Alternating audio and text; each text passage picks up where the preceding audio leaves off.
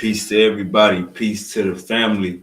Hey man, we got the elder back in the building, man. You know what I'm saying? The elder is back. Um, State of America, the Honorable Black Jesus Minister. Y'all give it up for the elder. Uncle Black Jesus Minister, how we doing? Man, I'm doing great. I'm doing fine. Glad to be here with you again. Greetings to you and all your people. Greetings to you and all your fans. Greetings to you and all your supporters, brothers and sisters. Greetings to all of y'all. And this is your bishop. Bishop, your bishop. The bishop of what? The bishop, brothers and sisters. The bishop of Black Jesus Christianity.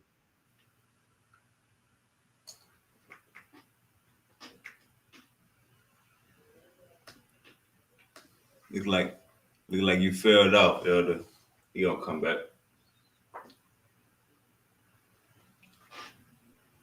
Hey, y'all hit that like, share, and subscribe button. Shout out my boy Volta. It is going down. Shout out my boy Volta.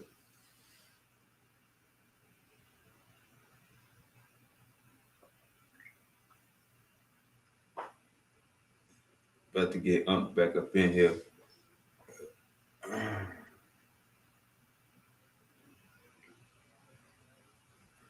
Like, share, and subscribe. Hit that hype. Hit whatever you need. It's going down.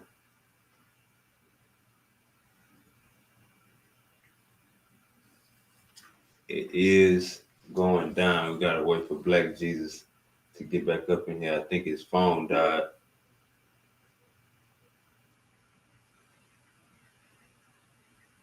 I think his computer died. Okay, here we go. We got Uncle back. All right, Uncle Black, you there?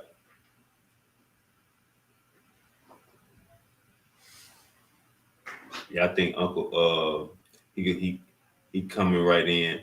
Hey man, like, share, and subscribe. Send the show out to the people. We got the OG in the building. The OG is in the building. You know what I'm saying? He getting everything ready. You know what I'm saying? About to be a powerful show. Get everything you need, because it is about to go down. Get everything you need. All right, Uncle Black Jesus, I might have to call you. Let me see.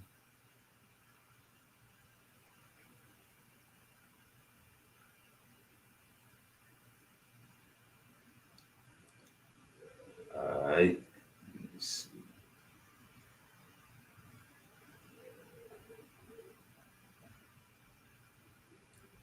Let me give you a call. It look like.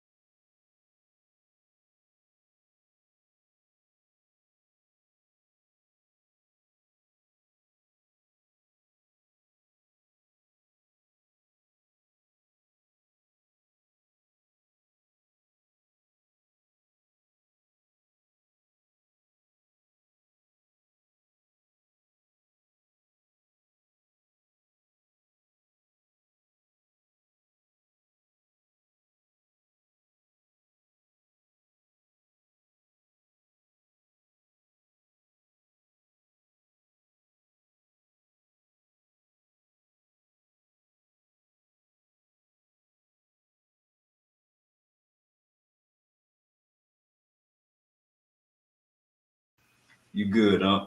Okay. So maybe you ready to bring me in, bro? All right, you just gotta once you refresh the screen and press yes to your mic and your camera, it should let you. It should let you right in. Mission. sister. And I apologize for one not saying that at all. I see permissions over here. Camera access not granted. Okay, let me do that. Okay.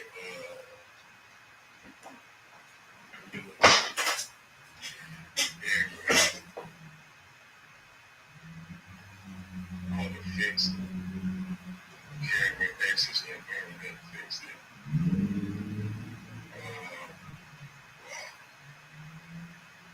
I do apologize for this. Nah, you good.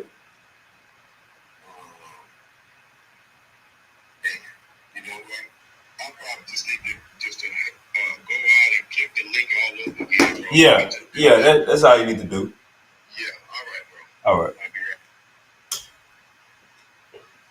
right. Hey man, shout out to everybody tuned in.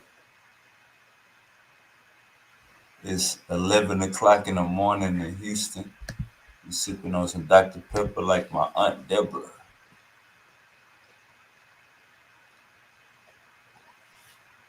Sipping on Dr. Pepper like my Aunt Deborah. Nah, for real though.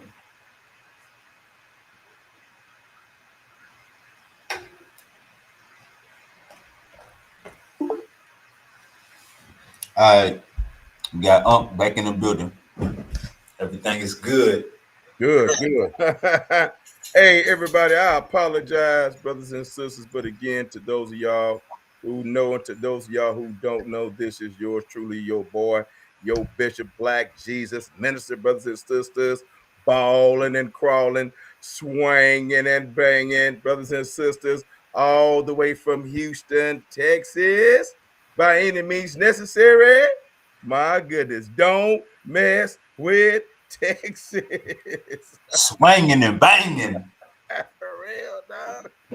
Oh my goodness, brothers and sisters. Yes, indeed. No matter where you're at, no matter where you be, I know all of y'all swinging and banging. You understand what I'm saying? Yes, indeed. And earlier I do apologize. I forgot to plug up my computer and my power was low and I wasn't paying attention.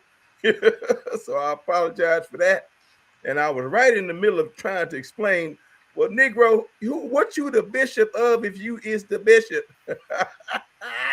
Well, first of all, I claim to be the bishop of social media, the internet. You hear me? The worldwide internet, the social media period. Anything and everything that got to do with religion, brothers and sisters, I'm the man. You feel me? And if there's anybody out there in the world who have heard any of my views and would like to challenge my views at any time, and even on this program, brothers and sisters, we can sit down and have a discussion. We can even have a debate. You know what I'm saying? We can even have a debate, brothers and sisters.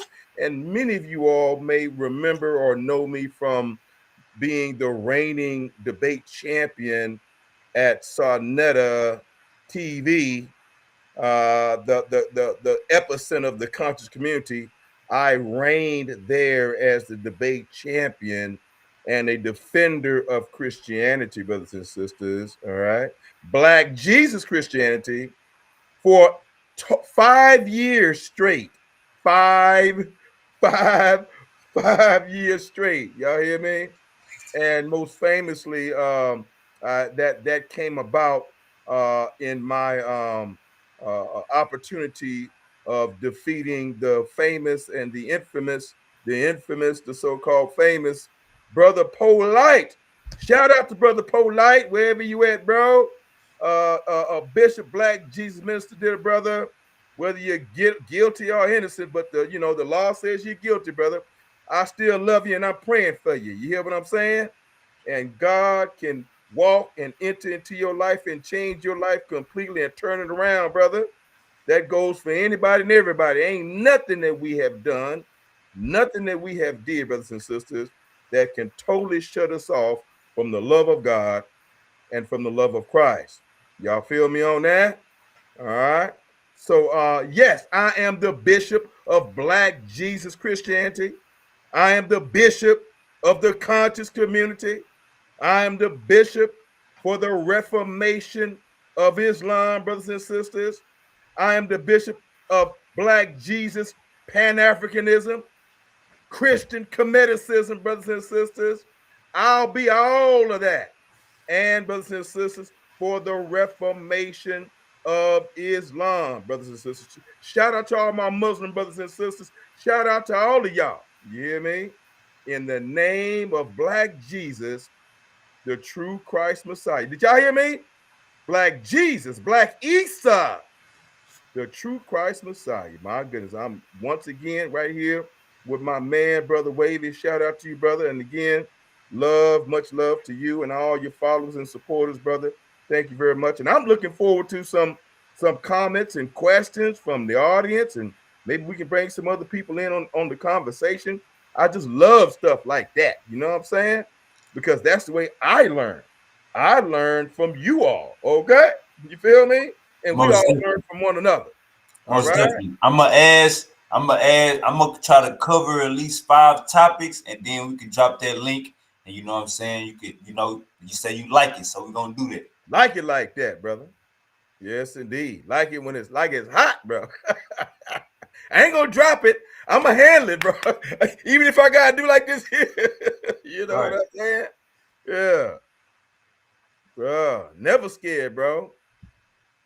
Yes. Let's go and get the show on the road, everybody. As y'all can see, we got Uncle Black Jesus Minister in the building. Like, share, and subscribe to the show. It's about to go down. Get your coffee, get your popcorn, get everything you need to succeed. It's about to go down. All right, Uncle Black Jesus Minister. For the people that don't know, what do you got going on Clubhouse? Oh, man. Everything is happening on Clubhouse, bro. Did you hear what I just said, bro? Everything. So I'm going to give some details. Brothers and sisters, y'all see your brother's name, your bishop's name over here. I left out the bishop because I ain't have enough room. Bishop Black Jesus Minister. You know what I'm saying? What does bishop mean? It means overseer. You know what I'm saying?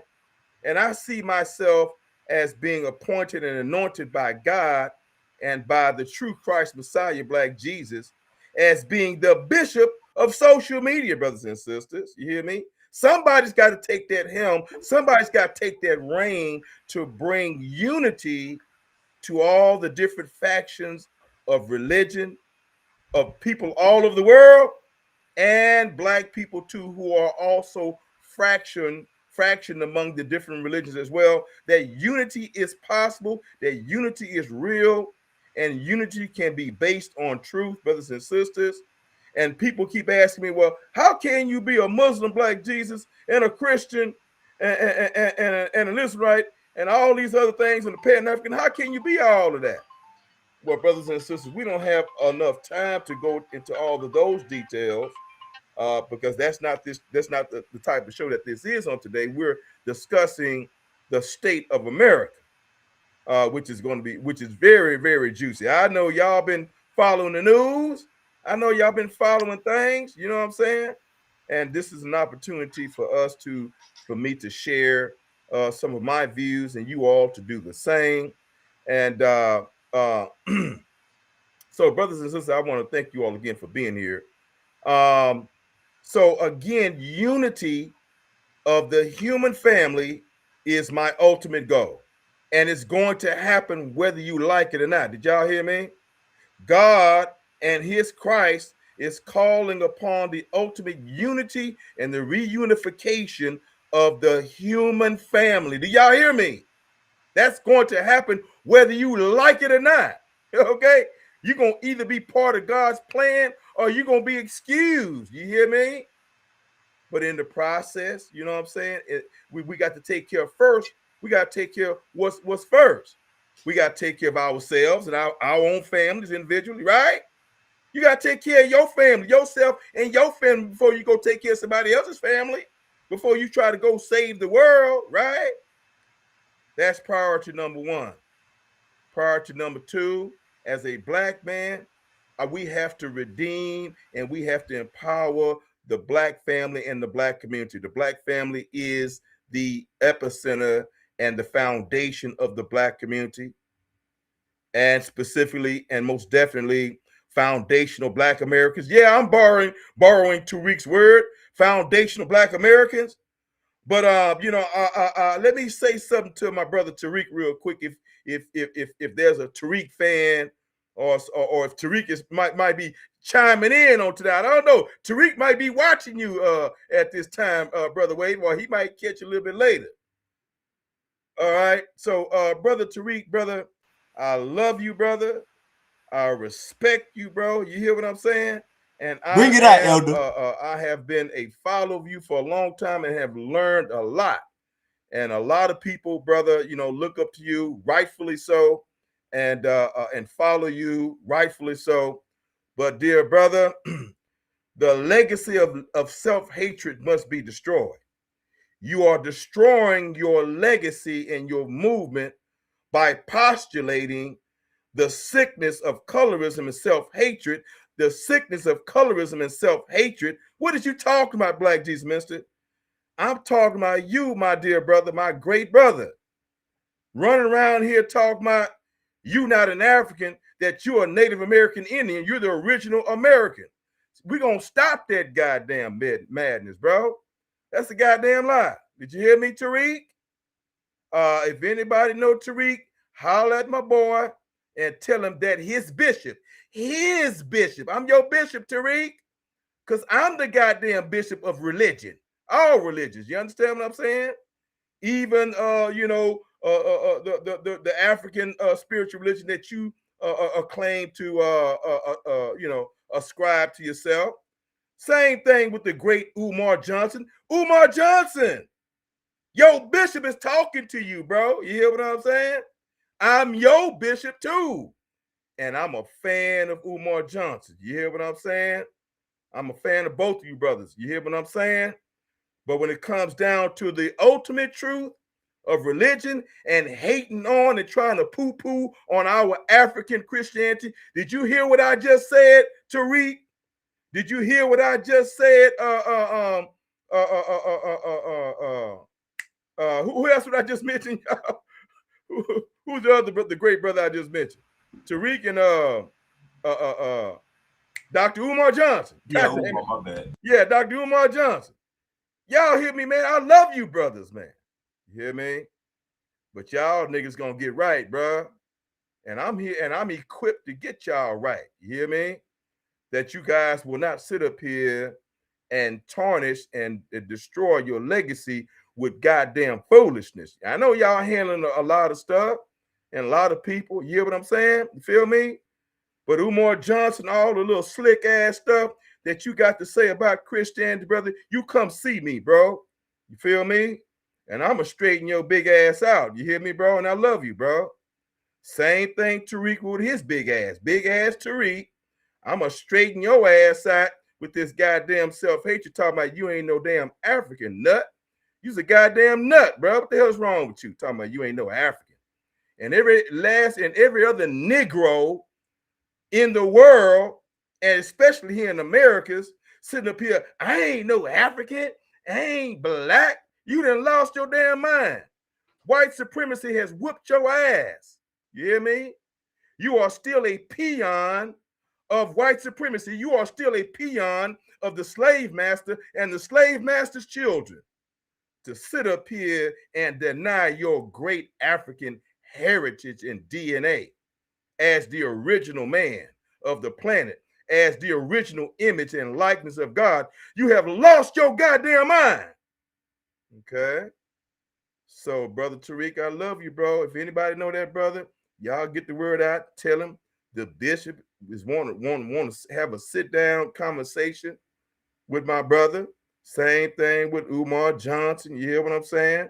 And they know how to contact my man right here, Brother Wavy. You feel me? And I don't mean no disrespect. I'm just all about business. You understand what I'm saying? When it comes to the truth, brothers and sisters. Because the Bible says, the African Bible, did y'all hear me? The African Bible says that you shall know the truth and the truth shall make you free. You feel me? And that's what I'm all about. So, yes, we have a work to do as a human family. We have work to do as Americans. We have work to do as whatever race class of racial category that you fit in, your ethnicity here is in America. We have responsibilities as Black Americans. I'm a Black American, an African American, a Black American, foundational Black American. And I'm using Tariq's term, but I'm a foundational African American. You feel me? Brothers and sisters, we're not going to sit up here and walk away and act like Black means something negative. We should be past that nonsense right now. We should be past that lie. That lie should have been buried a long time ago. Who told you that Black means inferior, less than? Have you all not listened to the great Minister Louis Farrakhan? Where y'all been?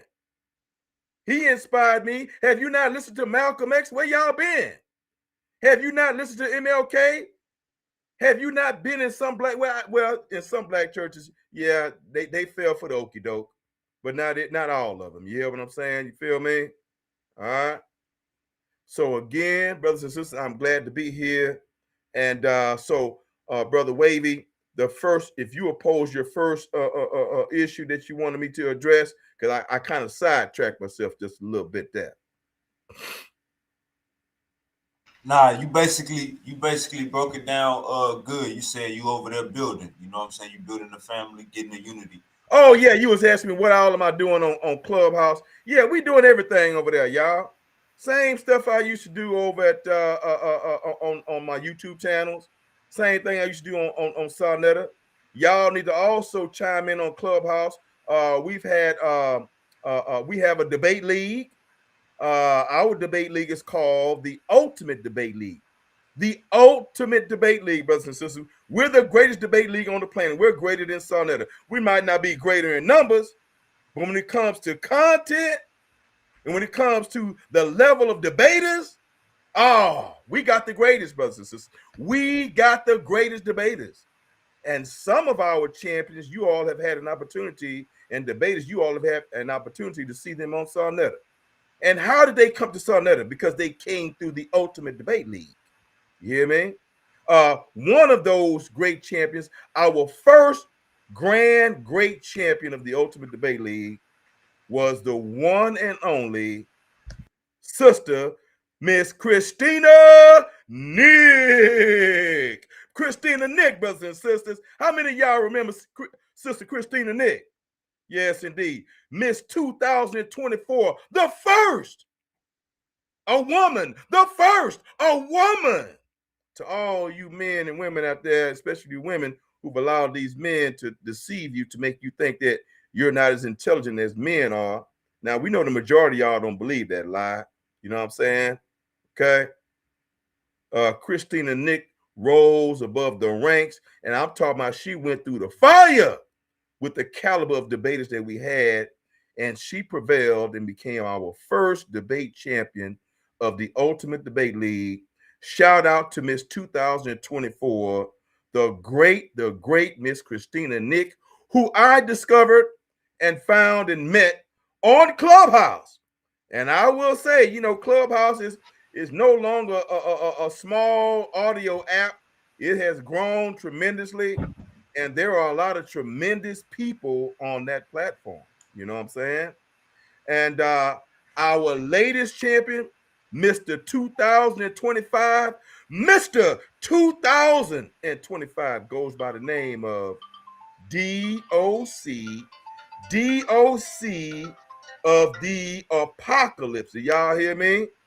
And if y'all want to know who that brother is, because, you know, he hasn't had a whole lot of exposure outside of Clubhouse, you're welcome to go to our Clubhouse page, go to our Ultimate Debate League room, and I'm encouraging everybody to check out the history and the library of all of our replays with yours truly, Bishop Black Jesus Minister, for his room titled Black Jesus Minister's House, Black Jesus Minister, and the Ultimate Debate League, where you will hear debates, you will hear discussions, you will hear agreement, you will hear contentions, you will hear economic plans and ideas, political plans and ideas.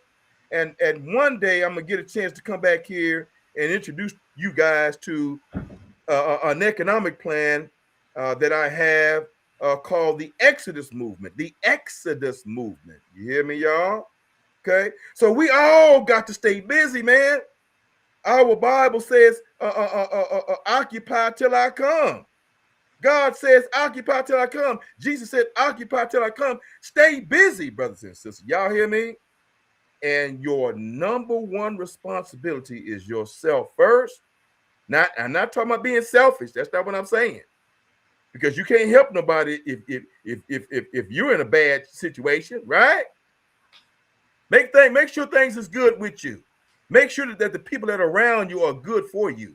Let me say that again. Make sure the people who are around you are good for you and are for you. And sometimes you can have too many people around you. You understand what I'm saying? And when that happens, you kind of you gotta leave them on the outer edges. You feel me? And you should only allow one or two people in your inner circle that you can trust. Did y'all hear me? Feel me? And that doesn't mean that you treat people differently. Still treat everybody with love. You feel me? But you can't be intimate about everything that's going on in your life with everybody. You can't do that. Because everybody that you meet don't have your best interest in mind. Take care of yourself first. Take care of your family. Raise your children. Whether you have one baby mama, two baby mamas, 3, 4, 5, I don't give a damn. Raise your kids, man. I don't give a damn if you working at McDonald's, bro. Set aside some money to take care of your bills, and whatever else the hell you got left, you divide that money between your kids, nut. You understand what I'm saying? Divide the rest of that money between your kids and raise your kids, and let your kids know that you love them, that you respect them, so that they can respect your old ass when you can't wipe your ass. You understand what I'm saying? And you need them to wipe your behind too. You feel me? Because time goes by fast. Y'all need to stop playing, man. You hear me?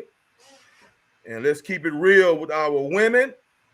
If you got 2 or 3 baby mamas, nigga, we don't need you to go find another baby mama. You hear me? Pick and choose one of those women out of the 3 that got babies for your ass and marry them and raise your kids. Do you understand me, nut ass nigga? We don't need you hoe ass niggas going around here collecting more babies and mamas, because you're the goddamn problem. The woman ain't the problem. We got these soft ass, undercover ass, down low ass punks all over social media. All over social media. I mean, you can hear them every goddamn day. They call themselves the manosphere. You got niggas that then joined up into this cracker organization. You understand what I'm saying? The manosphere. I know one of the most famous nut niggas that was with his gay ass. Excuse me. That was everybody was kind of celebrating. What's that fool name that died not too long ago, bro? That was real popular. Kevin Samuels. Yeah, Kevin Samuels with his little twinkle-toed bisexual ass. How you gonna sit up here? Nah, that nigga was gay. Okay, and I ain't got no problem ultimately with my homosexual and gay brothers and sisters. But I don't think you should, if you gay and you're a man, you ain't got no business giving no relationship advice for heterosexuals. What the hell is wrong with y'all? What has happened to the damn world, and what happened to common goddamn sense, man? You hear me? And then you stupid black women who were sitting up there cramming on that man's show, spiking his numbers, making him popular, while he would sit up there all day and call you the least of all women and denigrate y'all in his little in this Kevin Samuels fashion. You understand what I'm saying? And putting you,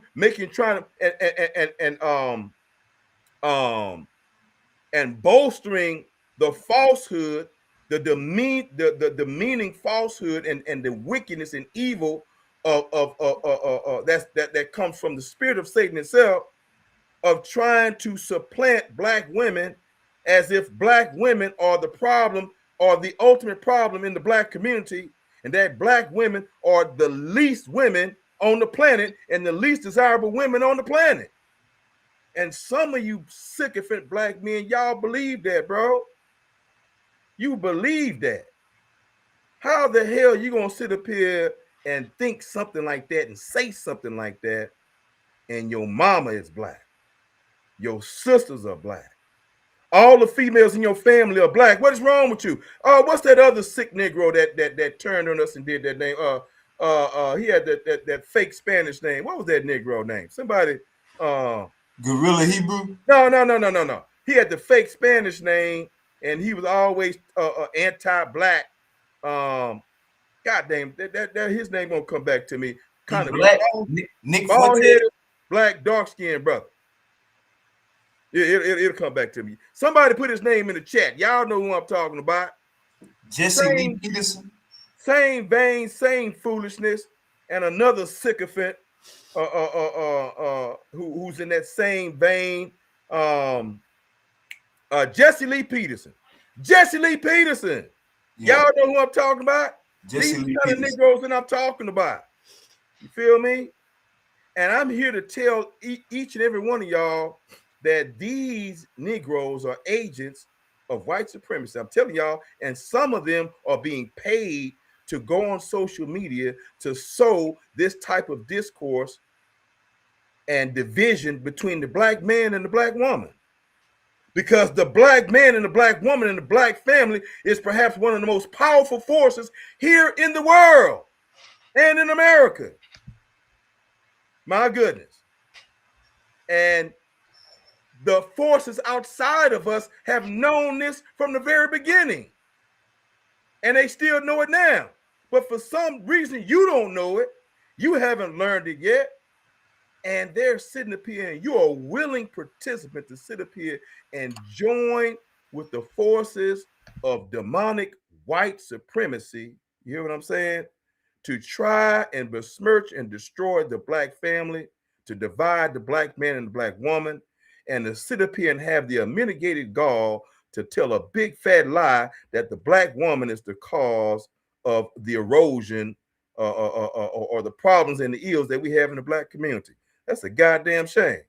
You sound just like the punk that you are. You understand what I'm saying? And some of y'all some homo thugs. You understand what I'm saying? You ain't got to be the little sissy, the prissy sissy type. Nigga, if you's you know what I'm saying, a homo thug, you still a homo thug, bro. You know what I'm saying? You feel me? Stop playing, bro. Oh, well, nah, I'm a man because I'm on the top. Nigga, stop playing with me. Now, nigga, you's gay, nigga. And like I said, I don't hate you, bro. But keep it real, bro. Goddamn. If you gay, be gay, nigga. All right? You feel what I'm saying? And stop sitting over here playing with our precious women, bro. Our women are looking for men. Our women need men. We need black men and black women to procreate the black family and the black race. God damn it. Okay. Now, man, I think I done went off, but I hope I didn't offend nobody, but I'm not trying to do that. I'm trying to keep it real with y'all, man. You feel me? Most definitely. Yeah, go ahead, Brother Wavy. I'm kind of ranting a little bit, but go ahead, bro. Let me come home back. So everything is on Clubhouse. Yeah, the stuff that I'm talking right now, the discussion that we're having right now, this stuff is going down at Black Jesus Minister Clubhouse. I want everybody to go to Clubhouse. If you don't have the app, download it. Look for your boy Black Jesus Minister. Join my my profile group, right? And go back and listen to all of the wealth of knowledge and information and the library of replays under the rooms right below my photo on my profile page titled Black Jesus Minister's House, Black Jesus Minister, and the Ultimate Debate League. That's where most of our debates have occurred. And I hope I didn't forget to mention our 2025 champion, the great DOC, brother DOC of the Apocalypse. Brothers and sisters, y'all can hear from that brother as well.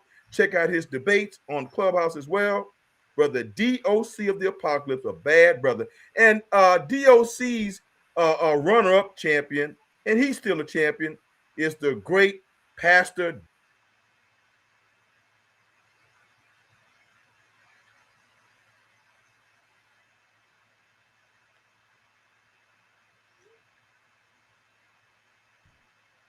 And the co-champion of 2020 is the great Charles.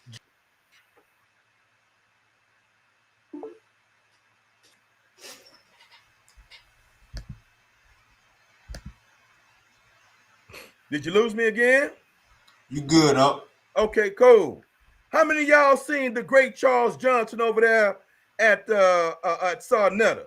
Yeah, that's another product of the Ultimate Debate League. Yours truly brought Brother Charles and all of our great debaters to the platform, the great platform of the epicenter of the conscious community, Sarnetta. So shout out to them. Shout out to all of y'all. Please continue to support Brother Wavy and support yours truly, your bishop. Yo, Bishop! Bishop Black Jesus Minister. And if you don't think I'm the bishop, your bishop, and that God has given me superior knowledge and understanding when it comes to our spiritualities and our religions, let's have a discussion. We can do it here. We can do it on Clubhouse. We can do it anywhere. Invite me on your platform. I'll come. You understand what I'm saying? I ain't scared, brothers and sisters. Y'all know the bishop ain't scared. If you don't know, you're gonna know. You feel me? My email address is blackjesusminister@gmail.com.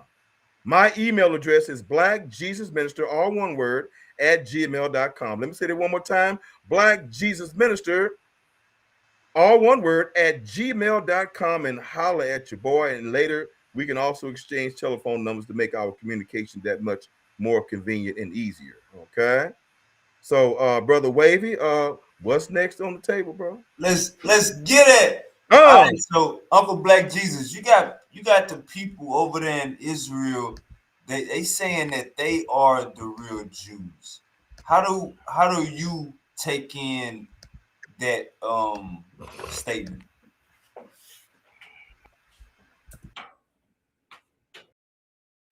That's a good question, bro. Can you hear me? Make a move. I'm gonna turn my camera on in just a minute. Can you hear me, brother? Yes, sir. Oh, yeah. And eventually now we're gonna come back to America now. Did you get a chance to change that the title? I guess you'll do it after the show. Where it's called Black Jesus Minister State of America. You got state of address on now. Yeah, I changed so you'll it do already. that later. Oh, you did? Okay, all right. So yeah, well, let's briefly hit that real quick, brothers and sisters. We have the scriptures describe an original people who became known as the Israelites. There are original Israelites, there are convert Israelites, and then there's the diaspora Israelites. Did y'all hear me? Did you hear me clear on that, bro? Did you hear me, Brother Wade? Good. Yes, sir. Let me say that again, y'all. You have the original Israelites. You have convert Israelites. And you have the dispersed Israelites and their children. Okay. The Bible ultimately says that that the Jews will be dispersed all over the world. Now, not literally all over the world, but just about. I don't think that they were dispersed in Antarctica. Okay. I don't think that they were dispersed in the Arctic. Okay, y'all hear me? All right. So I don't think there's any Eskimo Israelites up there. I don't think so. Even though somebody might want to argue with me on that. But figuratively, after 70 AD, the original Israelites were dispersed and were dispersed all over the world. And I'm going to take an opportunity to share my screen, if I can figure that out momentarily, to show you all an iconic historical oldest portrait of Jesus and his 11 remaining disciples. Of Jesus and his 11 remaining disciples, which clearly indicates that the original Israelites and Jesus himself and his disciples were African phenotype looking people. But Black Jesus, you don't know what you're talking about, because Abraham and the Israelites, they're Shemites. They're Shemites.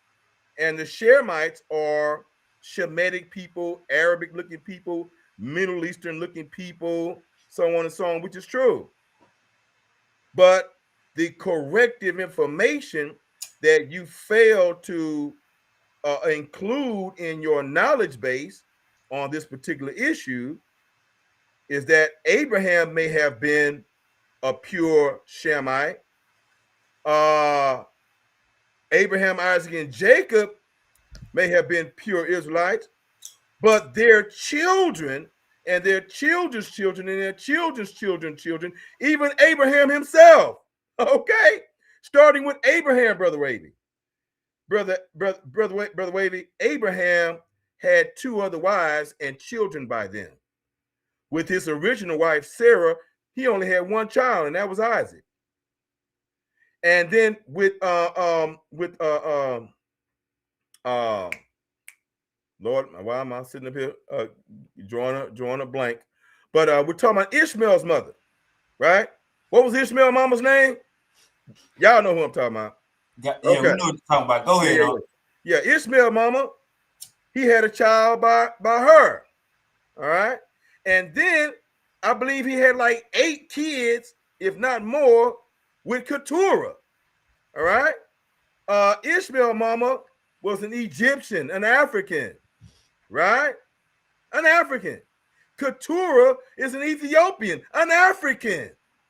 So we can clearly see and say for sure and for certain that the majority of Abraham's descendants were half Shemite and half African. Okay, the chat say Hagar. Hagar, thank you very much. I don't know why I was sitting up here drawing a blank. Thank y'all very much. I guess I am getting old. But anyway, I'm so glad I got help. You know what I'm saying? Thank you very much, bro. So anyway, so from starting with Abraham himself, he was marrying Black women and having children. All right. And I'm saying from Abraham's time until the time of Jesus Christ, even up until the time of the Exodus, 430 years when they were in Egypt, they were marrying Hamite Black people smack dab in the middle of Egypt, smack dab in the middle of Ham for 430 years. And not only for 430 years were they intermarrying with all kinds of Hamites, Canaanites, Egyptians, and so on. But do you all remember when Abraham was given men servants and women servants by Abimelech? Abimelech, a Philistine king, gave Abraham men servants and women servants, right? And those men servants and women servants, on top of the gold and all the other riches that the king gave him after he lied and said that Sarah was his sister. Y'all remember the story. If y'all didn't, y'all go read about it, right? Those male servants and women servants that was given to him by Abimelech became the seed of Abraham, the family of Abraham, and made up the seed of the Israelites. Did y'all hear me? Those male servants and women servants were Hamites. They were Africans. They were Black people. And when God told Abraham to get circumcised at the age of 99, because look here, man, you are uncircumcised heathen in a civilized country, a civilized people who are called Egyptians, who were practicing circumcision at least 2,000 years before Abraham was ever born. God said, look here, man, I'm tired of you walking around these great ancient civilized people uncircumcised. It's time for you to get circumcised, bruh. At 99 years old, Abraham is the first Shemite to be circumcised. Wasn't no circumcision going on by anybody else. only among African black people and Egyptians who knew God and the Canaanites who knew God first. Did y'all hear me? And so Abraham circumcised himself. He practiced Egyptian circumcision because this is an Egyptian process. And I'm pretty sure those Hamite servants is the ones who helped him carry that out in his family, right? And then what does the scripture say? That the men servant must be circumcised too. So when Abraham was circumcised into the promise to be identified with God, those African men servants also were circumcised and also equally a part of the promise and of the family of Abraham. Did you hear me, Brother Wavy? Yes, sir. And when that family was passed on to Isaac and then Jacob, that was the same people. These are all the same people who walked into Egypt behind Joseph. Y'all know the story, right? And Joseph revealed to his family who he was. Joseph didn't revenge himself against his brothers. They all became a big happy family, and they became part of the ruling class of Egypt. The Israelites under Joseph and his family became the ruling class of the black African Egyptians. And they intermarried with those people as Joseph married who? One of the Egyptian priest's daughter. Do you remember that, Brother Wavy? Have you heard about that? Did you know that? Yes, sir. So if you know Joseph was marrying an African like his granddaddy did, Abraham, they was marrying Africans all along. So if only 72 people multiplied from 72 to several million in 430 years, and they intermarried with nobody but Hamites and Africans, what did they look like by the time the Exodus happened 430 years later? They looked like Africans. They looked like Egyptians. That's why they didn't know. They thought when they saw Moses, is he an Egyptian? They thought he was an Egyptian because he looked like them. His people was intermarrying with them the whole damn time. Okay, and we know that the original Egypt was not the enemy of Israel, because when Jacob died, all of Israel, all of Egypt mourned Jacob. When Joseph died, all of Egypt mourned Joseph. And they were thankful and part of the ruling class. They came to know who God was again through Joseph. All right. And so, brothers and sisters, the original Israelites became a black people when Abraham, Isaac, and Jacob, okay, was marrying, and all their children was marrying African people. Oh, you're Robin just entered the chat. If y'all know Uncle Black Jesus Minister, him and JJ was Batman and Robin. Uncle JJ said, peace, family. Is my man in the chat? Yes, sir. Peace out to JJ 7000, aka Mandika Molly. What's happening, King? What's happening? My goodness. So, brothers and sisters, I'm gonna wrap this up and make it quicker. So again, the original Israelites are black people. This is why in Israel, and throughout Europe, the Black Madonna and the Black Baby Jesus is the holiest and most popular iconography of Jesus in Russia and all of Europe. Haven't y'all seen the photo of the two popes kneeling down and praying to the Black Madonna and the Black Christ? They know the truth. How come you don't know the truth? That's a damn shame. In 2026, y'all need to know the goddamn truth right about now. You understand what I'm saying? And if y'all have been following Malcolm X and Minister Louis Farrakhan and some populist preachers over the decades, y'all should know that too. And if you don't know, the bishop is telling you. You understand what I'm saying? Let's go. Let's go. Hey, I need everybody. Go ahead, bro. Everybody hit that like, share, and subscribe button. We got Uncle Black Jesus Minister in the building. And I know y'all miss him. I know y'all miss him. I keep seeing in the chat, Uncle Black Jesus, the people miss you. All right. My next question. You have this ideology going around that white people are getting blessed and we are cursed right now. And in the afterlife, we will be getting the blessings and they will be cursed. Do you believe us as Black Americans are cursed right now? Is God cursing us? No, we are no longer under that biblical curse of Deuteronomy 28.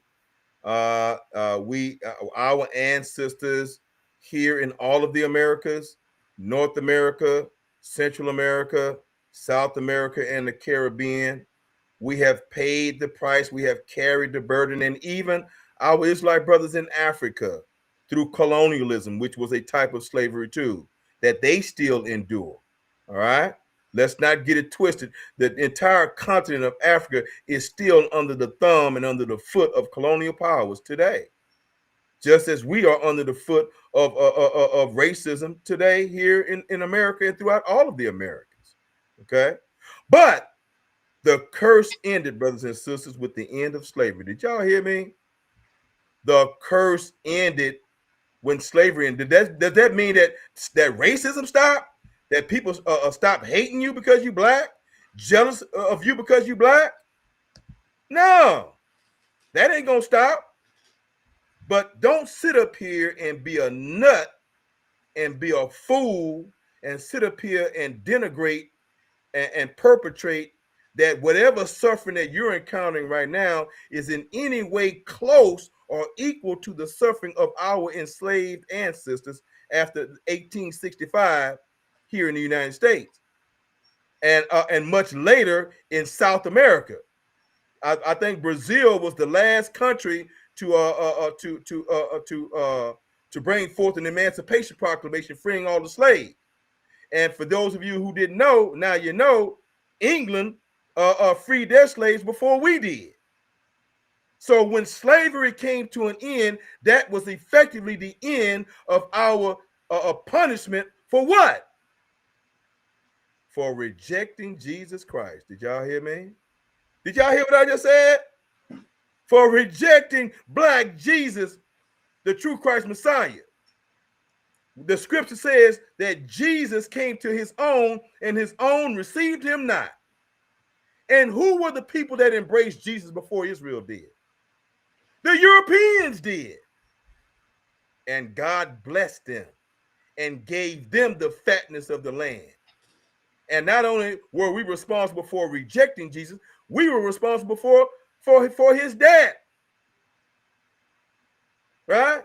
What did we say to those of you who claim to be Israelites? We said, give us Barabbas. We don't want Jesus. Let the blood of him be upon us and our children. That's what we said with our dirty asses. Feel me? If you're an Israelite, you understand? This is why it's so important to be a Christian and to be a Christian Israelite. If you're going to be an Israelite, you better be a Christian. You better get on board. You hear what I'm saying? Unless you want that ass whooping all over again, you're going to reject Jesus again? Oh, I'm an Israelite, but I ain't no Israelite Christian like the hell you ain't. The word Christian means follower of Christ, and the majority of you nuts, half of y'all don't believe in Jesus. That's why being an Israelite is insufficient, because some of y'all don't believe in Jesus. Some of y'all are Old Testament only. Some of y'all hate Jesus' guts. And y'all still looking for the Messiah. But for those of you who got some damn sense and know better and know for sure and for real that Jesus is that Messiah, you better call yourself an Israelite Christian, because the word Christian means a follower of Christ. You need to separate yourselves from the Old Testament onlys. You need to separate yourselves from those who reject Jesus. You need to separate yourselves from those who curse Jesus. You must call yourself an Israelite Christian, if that is your designation. All right. All right. Go ahead, bro. All right. You have a Titans Debate League A1. My nigga, appreciate you for that super chat, gang. He says, Wavy the GOAT. Tell Black Jesus Minister to give me a subscribe. Appreciate your wisdom today, BJM. Team Titan. Okay, so Uncle Black Jesus, this is my homie A1 from Titans Debate League. He said, give What's happening? He said, give him a subscribe. He be doing debates over there. Indeed. We got to get our people together and make some things happen, man. You know what I'm saying? Most definitely. All right. Yeah. Next one, Uncle Black Jesus.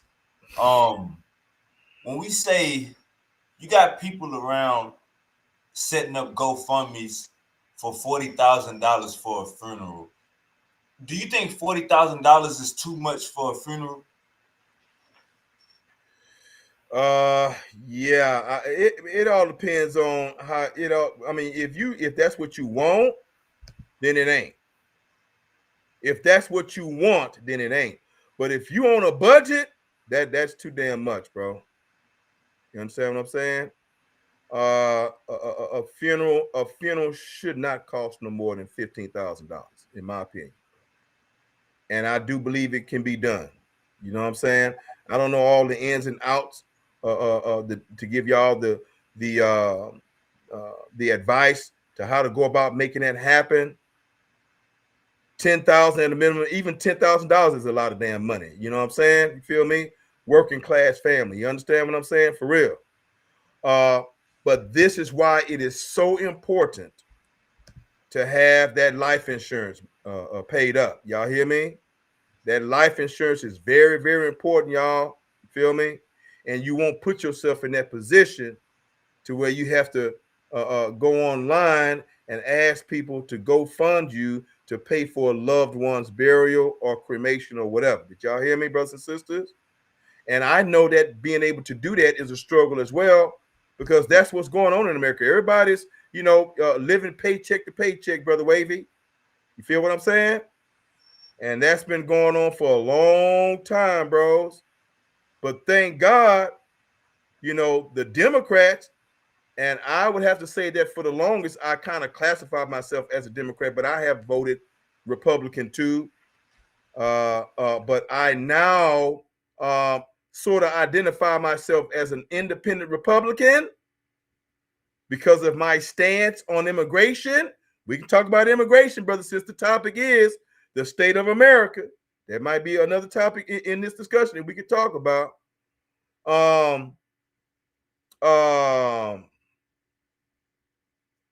think I kind of lost track of what I was saying. What was the last thing I was just saying, brother? You was an independent Republican because of your stances. But what was I saying before that? You was basically going to your question. Your point. What was that? It'll come back to me. You was saying we live in paycheck to paycheck. Yeah. You was asking about is $40,000 too much, right, to pay for a funeral? Hell yeah, for a working class family, that's insane. That's insane. Okay, for real. I don't even think your loved one would want you to do something like that. But if you can afford that, and if that's what you want, then, I mean, there ain't no damn limit. People do what they want. You know what I'm saying? If you got that money like that, you do what you want. But for the average working class family, 10 to 15,000, you know what I'm saying? It should not exceed 15,000, y'all. And if and you can talk and hell, I heard that you can buy caskets online and stuff like that. You know what I'm saying? You feel me? And have it delivered to the funeral home. All right. So I don't have all the advice on that right there, brothers and sisters. But my ultimate advice is please try to find a way to have a life burial policy for your loved ones and try to maintain that. So when that event happens, because it's going to happen.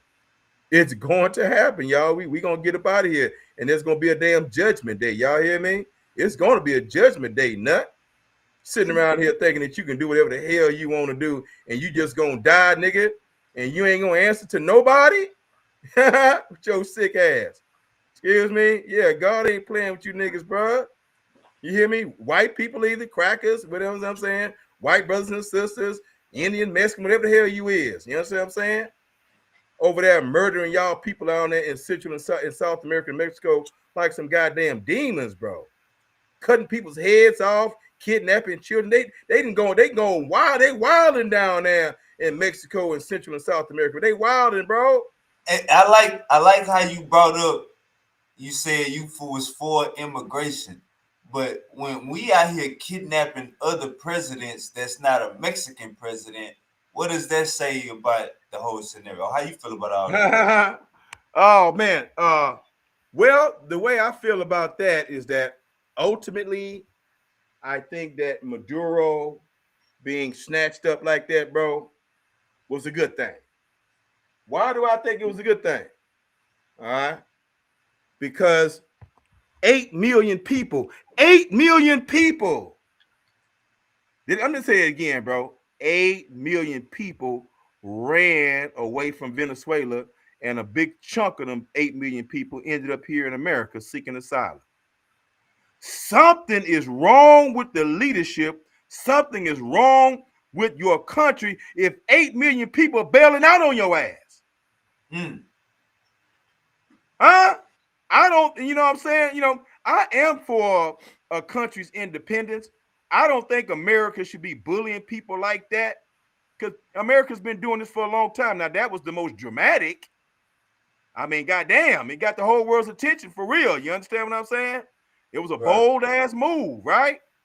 See what I'm saying? But now you got Venezuelans who ran away from their country here in the United States thinking about going back home. And that's a good thing, Brother Wavy. You feel me? I got you. Make Venezuela great again. You understand what I'm saying? Okay? So any country and you got that exists and 8 million people then hauled ass about your country, bro, something the hell wrong is going on, bro. You understand what I'm saying? Let And me if ask you this. America could help them niggas out, yeah, they niggas too. You know what I'm saying? By Right. removing black ass Maduro. Okay. You know what I'm saying? Okay, to make things a little better, I'm all for that, bro. You feel me? I got you. Yeah. Let me get your take. Let me get your take on this.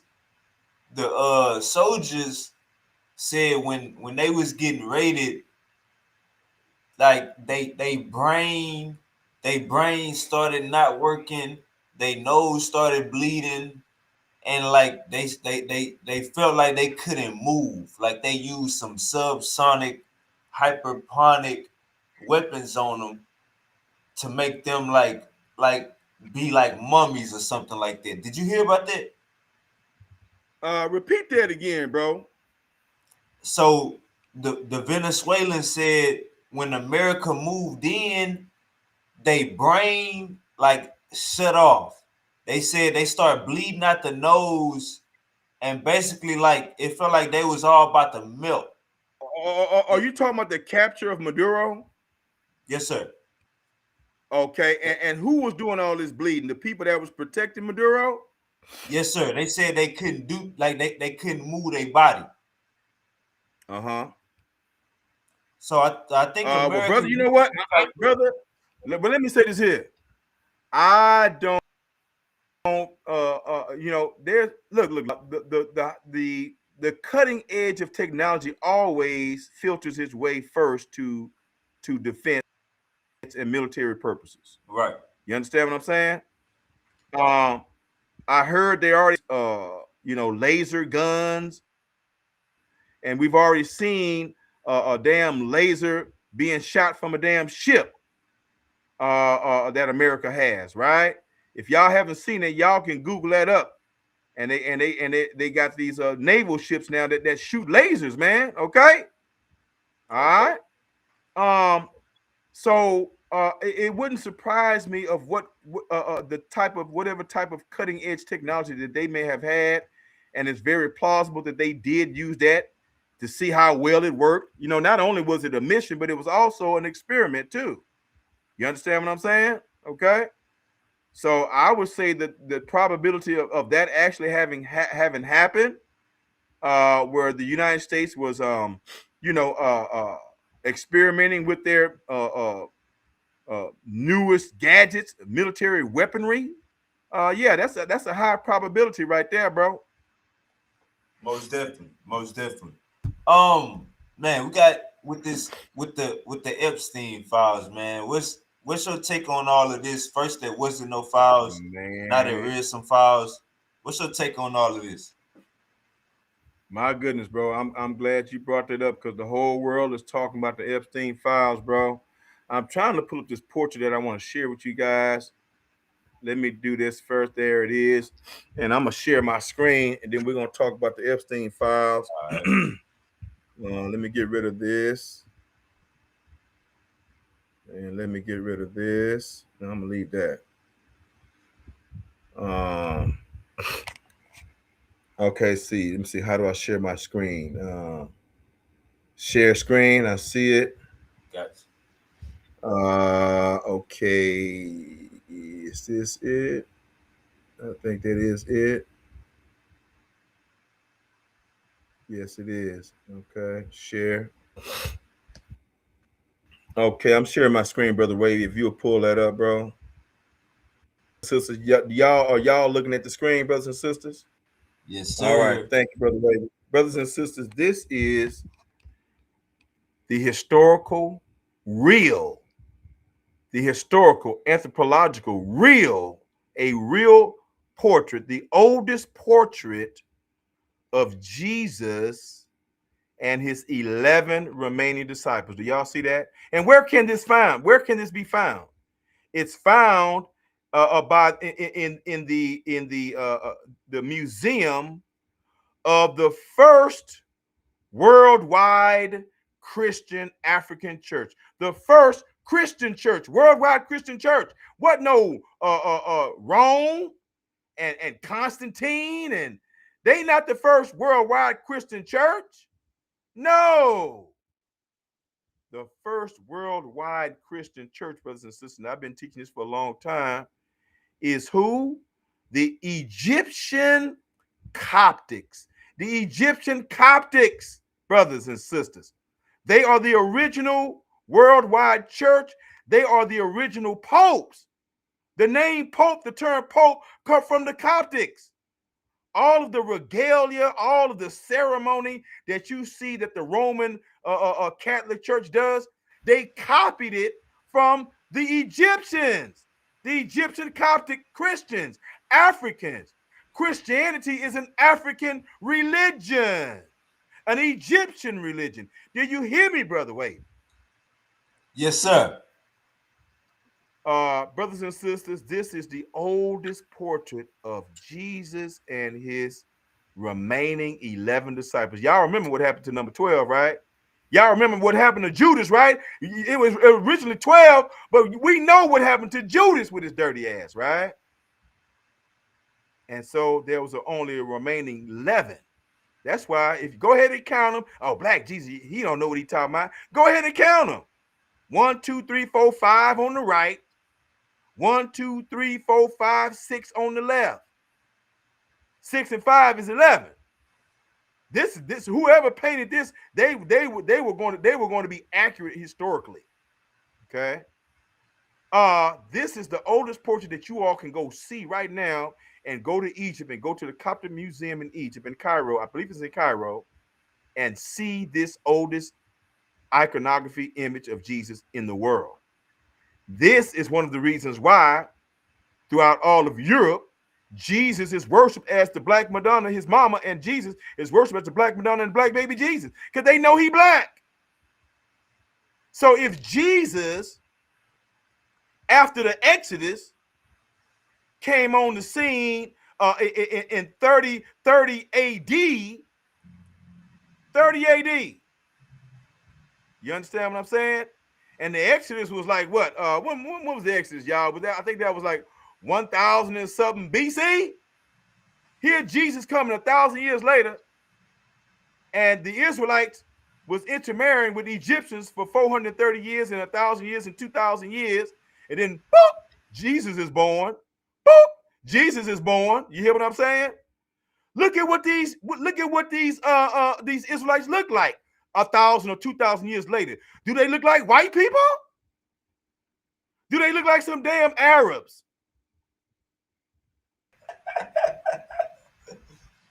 Brothers and sisters, absolutely not. Brothers and sisters, this is the truth and the fact that the Pope and all Europeans ain't got problem. Europeans ain't got no problem worshiping Black Jesus. and venerating the Black Madonna. They ain't got no problem. It's these nasty, wicked, white supremacy, white bastard white people who are racist. I ain't talking to all white people. I'm talking to the racists, the haters of Black people. You understand what I'm saying? They're the ones who have the virulent problem with acknowledging that Jesus is Black. You ain't gonna find no Black Jesus in a white church here in America.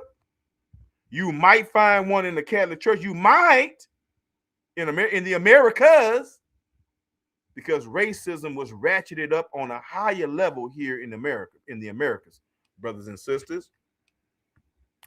And I want you guys to look at this picture closely. Jesus is standing in the middle. Does Jesus look like a white man? Does Jesus look like a convert? Does Jesus look like a dispersal Jew who was dispersed into Europe, intermarried with Europeans, and over again till their babies and their descendants look like white people, like the modern day Jews today? Modern day Jews look like our white brothers and sisters. They look like Europeans. Are we going to believe that European Jews are the original Jews? Are they Jewish? Yes, they're Jewish. What does ish mean? What does the suffix ish mean? Sort of, kind of, mixed. Ain't that what it mean? They Jewish. And ain't nothing wrong with them claiming to be Jewish. But you got to be Black to be that damn Jew. You hear what I'm saying?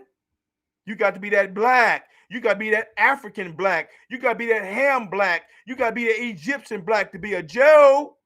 To be the real Joe. Yes, you do.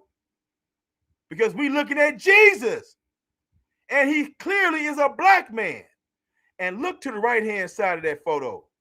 Who do you see on the right-hand side? These are 5 of his disciples. Look at them handsome brothers right there. Did y'all notice that all 5 of them on the right-hand side are light brown skinned brothers? Do y'all see that? Do you see that, Brother Wavy? Look at them handsome brothers over there. They light brown skin, right? Do you see it, bro? Brother Wavy. Sir, my bad. My mic is muted. Yes, sir. Yeah, no problem. Yeah. And look at the color of the disciples on the left-hand side, whose color and feet, as it is written in Revelations, that Jesus has hair like lamb's wool, and his feet was the color of what? Burnt brass. That's a dark golden black brown, shiny brown. Look at those brass feet of those disciples, the dark-skinned black Israelite on the left-hand side. And look at Jesus in his feet. Who does Jesus look more like? Even though all these men are Israelites, which phenotype does Jesus most resemble?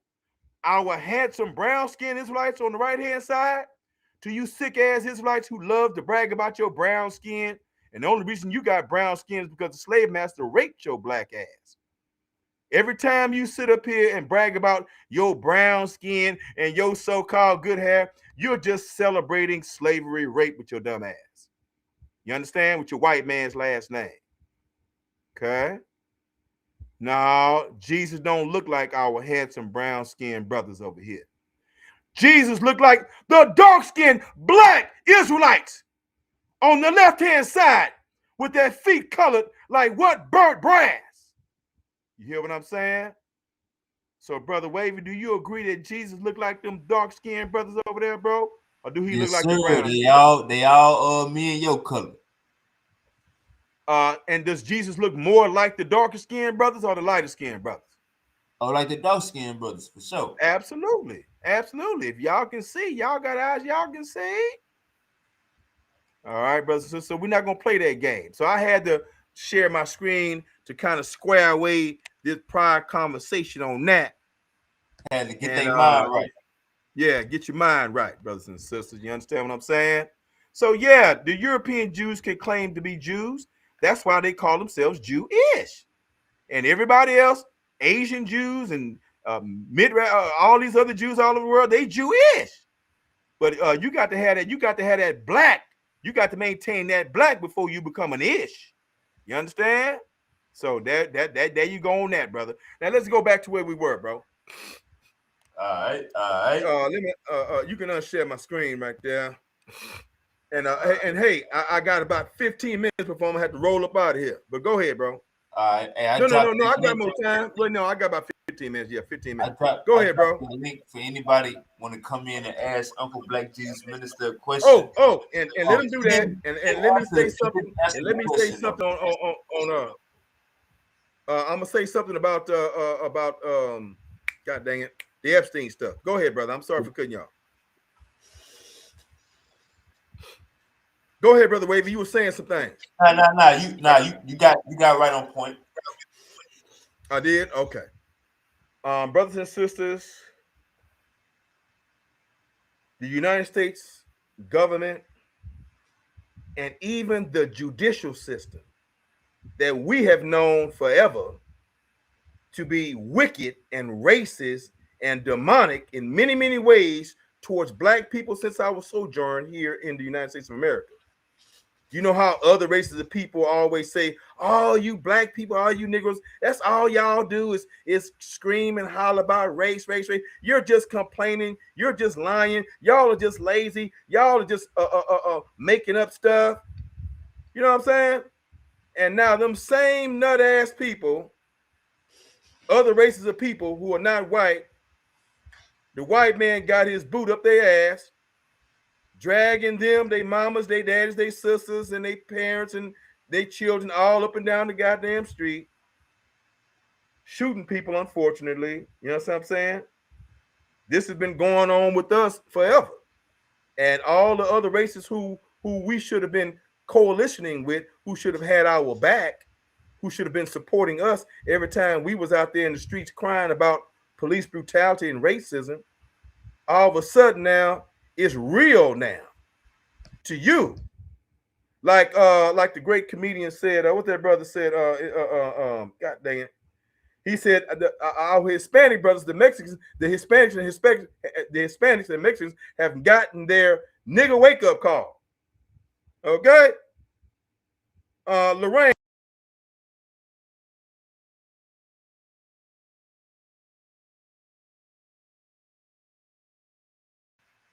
I had to mute my mic, y'all. That's Paul Mooney. Okay. The great Paul Mooney said, yeah, the Mexicans is getting that, they now getting that that nigga wake up call. Okay. Man, Paul Mooney was way ahead of his time, bro. A comedian par excellence, dealing with all kinds of social issues, bro. I mean, one of the greatest, bro. We got to put him up there, bro. He got to be, if he ain't number one, he number 2 or 3. He got to be in the top 3, Paul Mooney, brothers and sisters. Y'all hear me? If y'all don't know that, if you don't know about Paul Mooney, YouTube Paul Mooney, go check man out. Go check that brother out.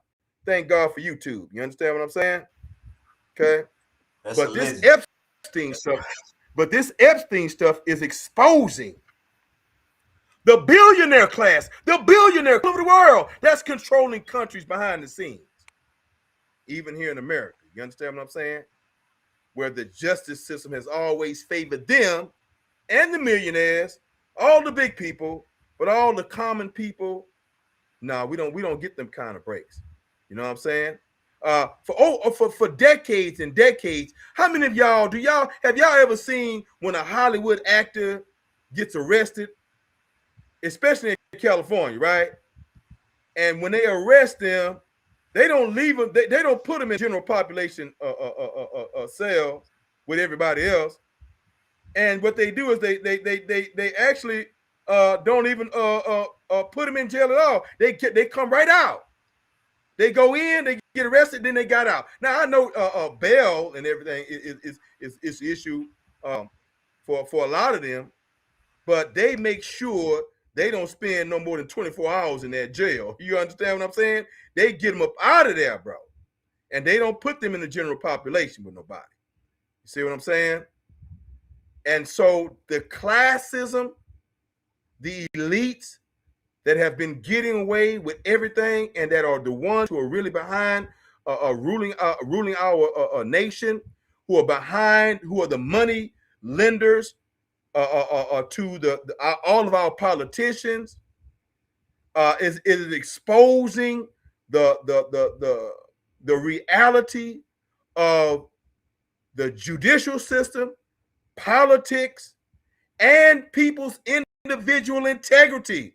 Shame on the Republican Party, and I voted for Trump. Y'all hear me? I said I voted for Trump. Why did I vote for Trump, brothers and sisters? Because I believe more than anybody that Trump was going to end illegal immigration, and that those who are here illegally, that he was going to work harder than anybody else to send them home. If you're here illegally, you're not supposed to be here. You need to go home and make your country great again. Even if you have to go back there, fight and die. And that's what you're supposed to be doing. You're not supposed to be a damn punk and a damn coward. You're supposed to, well, let me run to America and send my family members some damn money. No, nut, with your coward ass. You need to be back there with your family members. I know they need money, but your people need to be set free. You need to form militias. You need to join the damn army and overthrow the powers and the cartels and the elite and the criminals in your country that's destroying your country. That's where you need to be. And the United States should help you. And to Mexico, you should accept the help of Donald Trump of saying that he will send troops to Mexico to help you overthrow the cartels. But me think that the cartels has all the presidents of Mexico and the current president of Mexico in the palm of their hands, in their back pockets, like all of their leaders have been. You understand what I'm saying? Okay. America can't solve everybody's problems. And I disagree with birthright citizenship. You should not have the right to come over here illegally, have a baby, and then your baby is a so-called American citizen. You're scamming our country. You're cheapening citizenship here in America. It's a damn scam. And it's a damn shame that birthright citizenship has been afforded to men and women who have come here from all over the world in an industry, birthright industry. Some people come over here and visit and to have babies so that their children can be American citizens. And putting the burden of your criminal behavior on the American taxpayer. That is going to come to an end. I believe the Supreme Court is going to rule in favor of Donald Trump to end birthright citizenship. I love y'all. 20 million, 25 million of y'all are here illegally. And then we got more than that who are here legally. And I love all of y'all. But America can't continue to take in the whole damn world. We can't afford it. We can't afford it. Why are we sitting up here trying to? Why do you, as an immigrant, expect us to take care of you in the whole goddamn world? And we got Americans here, Americans who've been here for generations, who are poor, starving, hungry, homeless. We have veterans to the shame of the United States government. We got veterans on the street who are homeless. And you expect us to take care of you before we take care of them. That must come to an end. I'm going to introduce you all. Yeah. Do you think Epstein faked his death? No, after I saw the what they call those photos when they show photos of somebody when after they died. That's why I say, do you think he faked his death? No. I mean, are you saying that is he still alive? Is that what you're asking me? Swapped out a body. I don't think so, but it's a possibility. I don't think so. It's a possibility. And the reason why it's a high possibility, because he was so goddamn connected. He was indefinitely. He had to be an international spy, and I don't think that such a high-level international spy and an international asset that he was, that they would just let him just kill him off in prison. Now I know they could do it, but I think Jeffrey Epstein had enough information to put some people away who want to see him go away. You see what I'm saying? So it is very probable that he is alive, and he probably had a facelift. You feel me? That's a very high probability right there. Now, when I saw the autopsy photos, they didn't show his face. They showed the ligature marks on his neck, right? And that was supposed to be him. And when you look at those ligature marks on his neck, that is not, they're not in the position of someone who's hanging themselves, because the ligature marks would be up toward the jawline, and up toward the ear, right? Instead, the ligature line is like somebody putting something around your neck. They standing behind you and choking you to death. The line is straight in the middle of his neck, what I saw a couple of nights ago. You know what I'm saying? But brothers and sisters, this is an opportunity for us as Americans, whether you're a Democrat or you're a Republican, to bring about profound change to the criminal justice system, to politics. Number one, there must be a unified criminal code in America. There should not be a standard for the rich. There should not be one standard for the poor. There should be one criminal code for every state, not Texas law, Mississippi law, California law. No, 50 different laws for 50 different states. This is a loophole that the rich and the billionaire class have utilized to their benefit. And now this is an opportunity for us as Americans, as a people, and say, we're going to do away with this. We're not going to let billionaires get away with the crimes that they commit. We're going to have a uniform code of criminal procedure and criminal punishment. So whatever punishment you get as a poor person, a multi-billionaire gets the exact same punishment. Do you hear me, Brother Wade? Yes, sir. This is an opportunity to clean up Congress and all political leaders, especially those who are calling themselves Republicans, who are assisting Donald Trump to cover up this international pedophile ring. Any and every politician and congressman who has hindered the release of all the files of Jeffrey Epstein, we must vote them out of office. We must get them out of office immediately and never let them hold office ever again. I agree. I believe the American people can Pam Bondi, Cash Patel. Yeah, all of them, bro. All of them. And we can change this nation for the better. All because of Epstein, because what's done in the dark just came to the goddamn light. You hear what I'm saying? If they come to the light, dead man walking. If he's dead, he's still walking.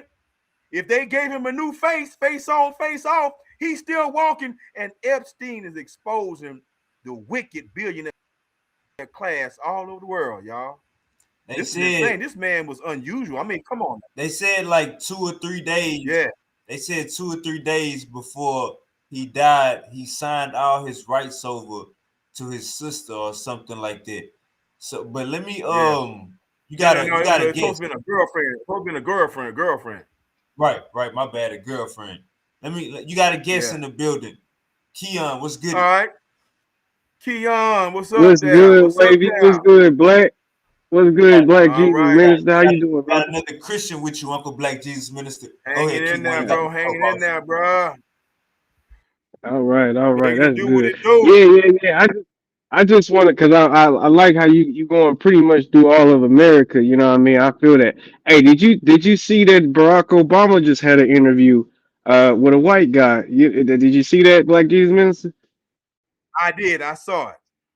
You saw a little bit of it, yeah, because he was doing.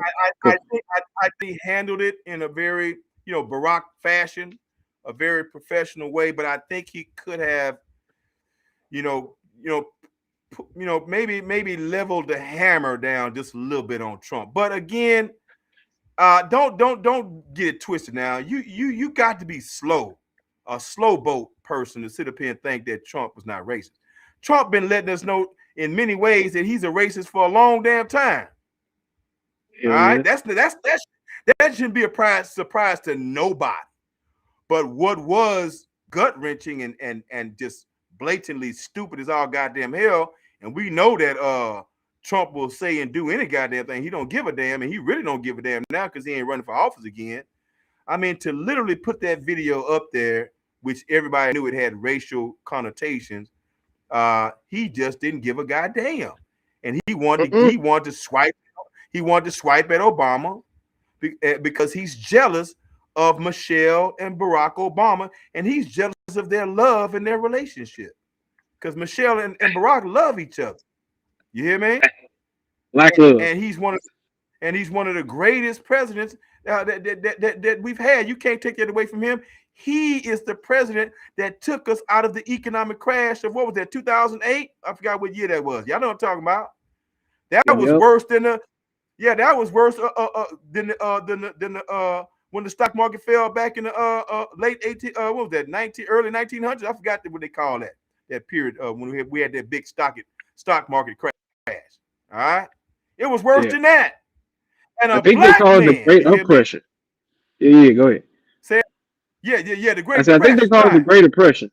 Yeah, the Great Depression. Yeah, it was. So what we went through, what Obama brought us through, was worse than the Great Depression. And brothers, hats off to Barack Obama. Now, there's some things I disagree with about Obama. Some things I disagree with Trump. But you know, many times we have to choose between the lesser of two evils. Did y'all hear me? And that's been our politics for I was gonna say Black G, because I think he tried to like sway it off, right? Like he tried to like brush it off. But man, I don't know, man. I think that's the problem with Democrats. We try to take the moral high ground too much, and that's kind of a problem to me a little bit. That's true. And they got ran over. But I think they learning their lesson. Now, the thing that I don't like about the Democrats, I don't like the LGBTQ agenda. I don't like that, bro. I don't like it, bro. I'm a Christian. You understand what I'm saying? The LGBTQ agenda is a problem for me. Okay, that's why I call myself. I think most of the Democratic leaders, they on the same. Like I don't think Obama want a man reading books in schools and stuff. You know what I mean? In a dress. I don't think he want that. You know? All of that, man. All that stuff came to fruition through Obama, bro. All that stuff got popular through Obama, bro. Now, to tell the truth, though, if y'all remember, Obama was originally against gay marriage and the LGBTQ agenda. Some of y'all don't even remember that. But I think, and I'm sure that the powers that be decide to give him a whole bunch of money. You know how when the presidents leave office, right? You know, they send them off to go speak and do this and do that. You know, to make that side hustle money. So they don't have to worry about no money when they leave office, right? You see what I'm saying? They said, "Well, look here, man. If you pick up the gay agenda and agree to promote gay marriage, man, we're gonna take care of you, bro. We're gonna take care of you. You ain't gotta worry about money no more." That's what happens to all of our presidents. That's not just Barack Obama. That's what happens to all of our presidents. This is. But see, that's what I was about to say, Black G, because look, we can't knock him for that, in my opinion, because he's the United States president. You know what I mean? Not the United Christians president. I'm on the same tip as you. I'm a Christian too, and I don't like it. But I mean, everybody in America ain't Christian. There is some gay people. You know what I mean? So, brother, I got that, bro. Like I said, bro, and I'm not into being belittling. I got some of my closest friends for real. The ones I know who would die for me have been two or three of my gay friends, bro. They no longer here, but man, them the closest brothers I ever had, bro. They would die for me, and I would die for them. You hear me, bro? And gay people sometimes tend to be the most mannerable people in the world, bro. The most respectful people in the world, the most empathetic people in the world, because they going through hell from the heterosexual community. You understand what I'm saying? Yeah. So Yeah. I know what time it is, but at the same time, I gotta stand on God's word. But I don't have to be I don't have to hate you while I'm standing on God's word. You feel me? Yeah, yeah, I see. So Yeah. about enough about the gay people. Let's do this right, because like I said, I'm a Christian too. But are you a Trinitarian? Man, you know Trinitarian got several connotations, right? So let me tell Okay, you what okay. kind So of let me ask Trinitarian. you this: do you believe that the Hold on, Most hold on, High, hold on, Jesus Christ? hold Okay, on. go ahead. Go ahead. No. Okay, let me say this, and I'm gonna let you say that. Okay. I will explain my concept of the Trinity, and my concept of the Trinity that I'm going to share with you is correct because I'm the goddamn bishop. I'm that nigga who's bringing correction to Christianity. You understand? I'm Yeah. that nigga who's bringing correction to Islam. I would love to debate Minister Louis Farrakhan. I'm not smarter than him. I'm not greater than him, but I would whoop his ass in a debate easy. And you know how easy it would be? All I gotta do is to replay everything, the things that he said. Okay? Uh, All I gotta do is just replay the things that he said to whoop him in the debate, bro. You understand? Okay. yeah. Now, but I'm bringing correction and unity to Black Jesus Christianity and Christianity all over the world, Israelites all over the world, and Muslims all over the goddamn world. You understand what I'm saying, bro? And if you know Yes, Uncle, sir. somebody, if you know, hold Uncle on, Black hold on, Jesus. hold on. If you know somebody who think they feeling froggy and they want to challenge the bishop on anything Uncle that I Black say, Jesus. Hold up, you hold up, understand? hold up, Uncle Black Yeah, Jesus. yeah, He just asking, are you a yeah. Trinitarian? Yes, I am a Trinitarian, but not in the tradition that you may know. So, what is your definition of the Trinity, Brother Keon? So the Trinity technically would be that the Most High, Jesus Christ, and the Holy Spirit are all co-equal in creating what we know as God or Yahweh, basically. Okay, and I'm familiar with that because that is the Christianity that I grew under. I came out of the Pentecostal Church of God in Christ, and they believe likewise. That is pretty much the standard Christian belief and understanding of the Trinity. That Yeah. understanding of the Trinity is false and it's in error. The reason why it's false and it's in error, we have to apologize to the great uh uh uh dang it, was it Lord? I'm trying to remember his name. It'll come back to me. Um Man, I don't know why I'm not being good with names right now, but it'll come back to me. But Hmm. there is a biblical pioneer and father of the faith uh, who was arguing with Athanasius at the councils of Nicaea. Okay, Oh, Arian. Arius. Thank you very much, bro. Thank you so much, bro. Yeah. Arius, brothers and sisters, we owe Arius an apology. The Oh whole man.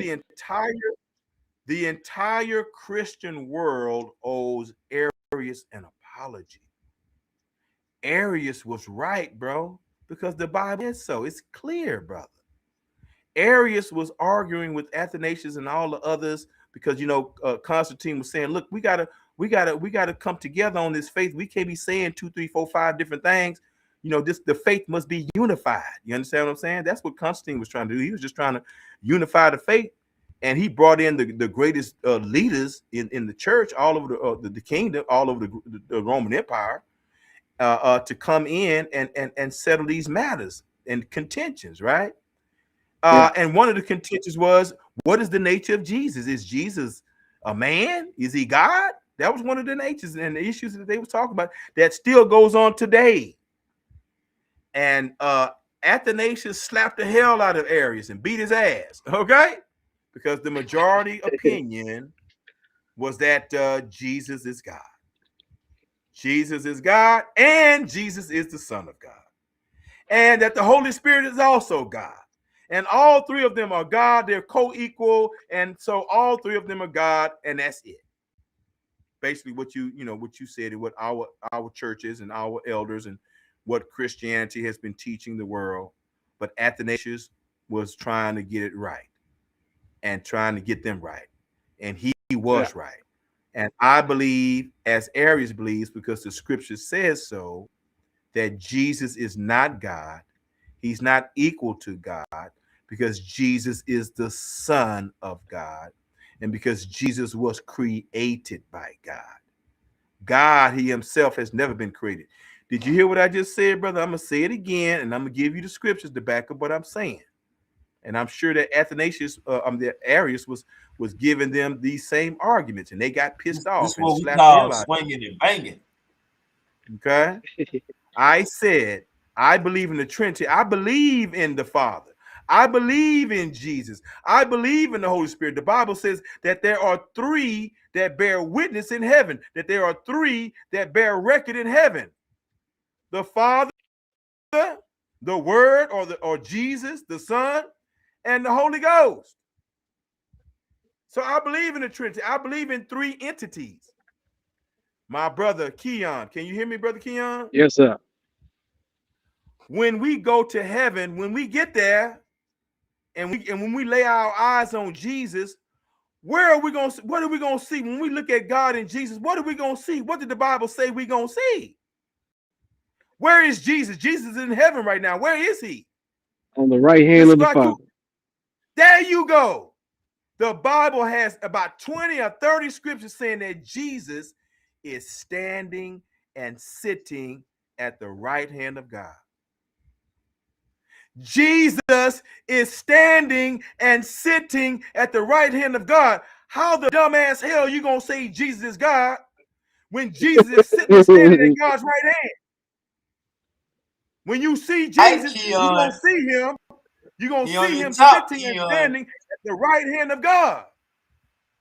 You're not gonna see him sitting in I God's. believe the same.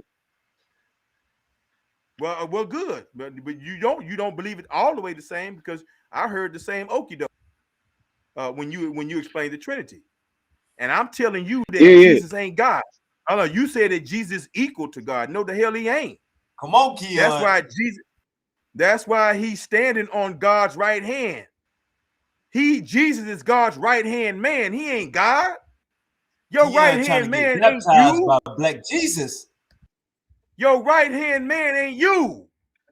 You understand what I'm saying? Yeah. So when we get But I believe heaven, the same brother, thing. That's why I even asked the question, because I just was wondering where he stand on that. I hope you believe the same thing now, and I hope that when you say you're a Trinitarian, that you will no longer say that Jesus. I never said I was Trinitarian.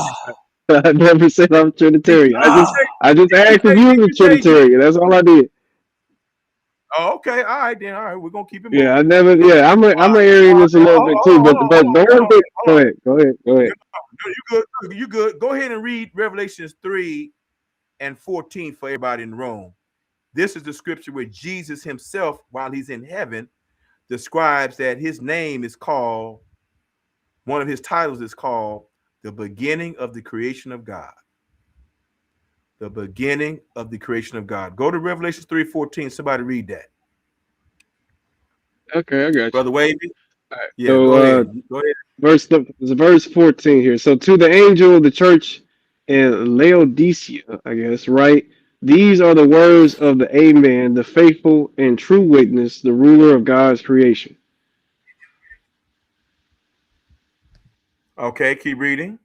Oh, I'm sorry. No. Are you reading? Oh, no. Stop. Are you reading the King James version, my brother? No. This is NIV. Yeah, read the King James, and let me give you some advice.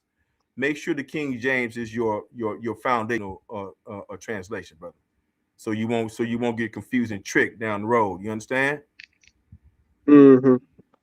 Okay, so Okay. Revelation 3 and 14, right? So it says, to the angel of the church in Laodicea, right? These are the words of the Amen, the faithful and true witness, the ruler of God's creation. No, you still ain't reading the King James version. Why you doing me like that, bro? Well, no, this is the King James version. You're not reading the King James version. I definitely am reading the King James version. That was 3:14. And read that one more time, because I'm finna pull it up, bro.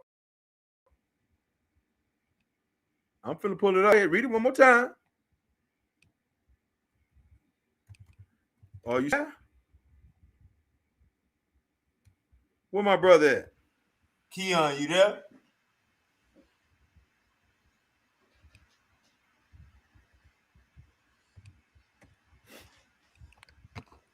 Oh, well, let me go ahead and read it for everybody.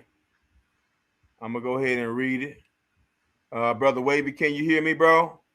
Yes, sir. All right, brothers and sisters, Revelation 3:14. And it says, what? And unto the angel of the church of the Laodiceans write, these things say it, Amen. Who's the Amen? Jesus. This is one of his titles. Who's speaking right here, y'all? It's Jesus. These things saith the Amen, the faithful and true witness. That's the second title. The beginning of the creation of God. Do you see that? Did you hear that, brother Keon? Okay, did Keon make it back? I guess he didn't. Brother Wavy, are you with me, bro? Brother Wavy, are you with me, bro? All right, I Yes, don't hear sir. nobody. Yes, sir. I'm here. He right here too. Okay, Keon, what's going on with you, bro? I couldn't hear you. Can you hear me, Keon? Oh, hold on. Never mind. He fell out again. But go ahead, Uncle Black Jesus. Well, but do you see what I read, or did you hear what I read, brother Wavy? Read it one more time, Uncle Black Jesus. And this is Revelation 3:14, KJV. And unto the angel of the church of the Laodiceans write, these saith the Amen. These things saith the Amen. That's Jesus' title.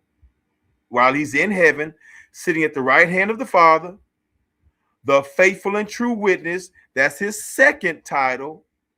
And the third title is the beginning of the creation of God. Jesus' third title is the beginning of the creation of God, meaning that Jesus was created, Brother Wavy. Did you hear me, bro? Yes, sir, Ski. They giving you praise in the chat, Uncle Black Jesus. Well, praise God for that. Y'all just give me some damn praise. You Negroes better pray for Bishop Black Jesus Minister. I need prayers, niggas. You know what I'm saying? Y'all better pray for me, man. For real, man. I ain't playing with y'all. Amen. Is Rob BJ Minister stop the cap? What? Amen is Ra. Well, no. Well, okay. Amen Ra is Ra. Yeah, I believe that, brother. That's why the Israelites who became a nation in Israel ended their prayers with Amen, which is short for Amen Ra. That is one of the ancient African Egyptian names of the supreme monotheistic God. The God of Israel and the God of Egypt is the same God. Did y'all hear what I just said? The God of Israel and the supreme God of Egypt is the same God, y'all. My goodness to you, brother. So Super Wavy, if anybody else want to come on up and say something, or if we got any more questions or comments, I will entertain that. If not, man, we can get on up out of here, bro. Yeah, Uncle Black Jesus, they scared of you again, man. I gotta say, once y'all shouldn't be scared of the bishop, man. The bishop love y'all, man. Y'all better stick to the bishop, bro. they think I ain't got nothing but love for you, baby. they think you're gonna call him. They think you're gonna call him a nigga nut. But once you combine, hold up, Uncle Black Jesus. I ain't gonna call nobody a nigga. Unless they call me a name. They call me a name, I'm gonna come at. I'm gonna pull that nigga nut out and pull out some more stuff. Here. We got your Robin. Uncle JJ, unmute your mic. What's up, man? What's up, family? J to the J all day. What's going on, baby? Yeah, what's up, Black Jesus? Long time, brother. It's been a little while. I've been seeing you do your thing, boy. Big pimping, Negro. Yeah. Hey, I love them photos you been posting on Facebook, boy. You be looking sharp. You and your boys, man. Y'all be looking sharp, nigga. Hey, we got to link back up, Black Jesus. We got some unfinished work for some of these characters. You know what I'm saying? You know, you still You hit to send me your number on Facebook or something, man. You come Yeah, I through. will, bro. No doubt, no doubt. You still got your league But over there? That's my my number, fault. if you still got my number, it's the same. It ain't never changed, bro. 832. If you got that I got a new 832. phone. Okay. All No, right. No problem. I, I'll do that. I get it No for Super problem. Wavy. Yeah, I get it for get Super it. Wavy, family. Be wavy, bro. So, man, what Okay, you been yeah, up to, good man? here What you for been you. doing? Bro, hold on, bro. Did you get married, bro? Hey, you know, spiritual marriage. You know what I'm saying? I ain't going for the man. Ah, You you know. know? All right. I hear you. All right. Well, hey, them photos was saying one thing, so I just wanted to make sure. You know what I'm saying? Yeah. Yeah, All man. right, So what you talking about, Black Jesus? man. Man, whatever come across the table. You know what I'm saying? Whatever come across the table, man. Do you think that Yeah. you'll ever come back to the Israelite movement, brother JJ? Do you No. think you'll ever come back to the Israelite movement and the Israelite identity? Nah, man. I'm good with the free think and the true secret, but I still believe in the Creator, man. I still use some of the principles out of the Bible, but it puts you in a box, like Jesus. You know, Yeah. a lot of these guys, like Cesariak and them, they making a lot of Israelites look bad. And when you do try to engage with somebody, the first thing they're gonna think of is a Cesariak type yelling at you, so they ain't gonna take you serious, man. So I don't want to be lined up with that. I did it for 11 years, like Yeah. You But in this thing for a long what about? time, bro. We appreciate the work Yeah, that you laid down, bro. You yeah, you brought a too. whole lot of people to the light, JJ. Yeah, And you put a I whole like lot of doing that, people in. man. Yeah, you put a whole lot of people on, brother, for real. You know what I'm saying?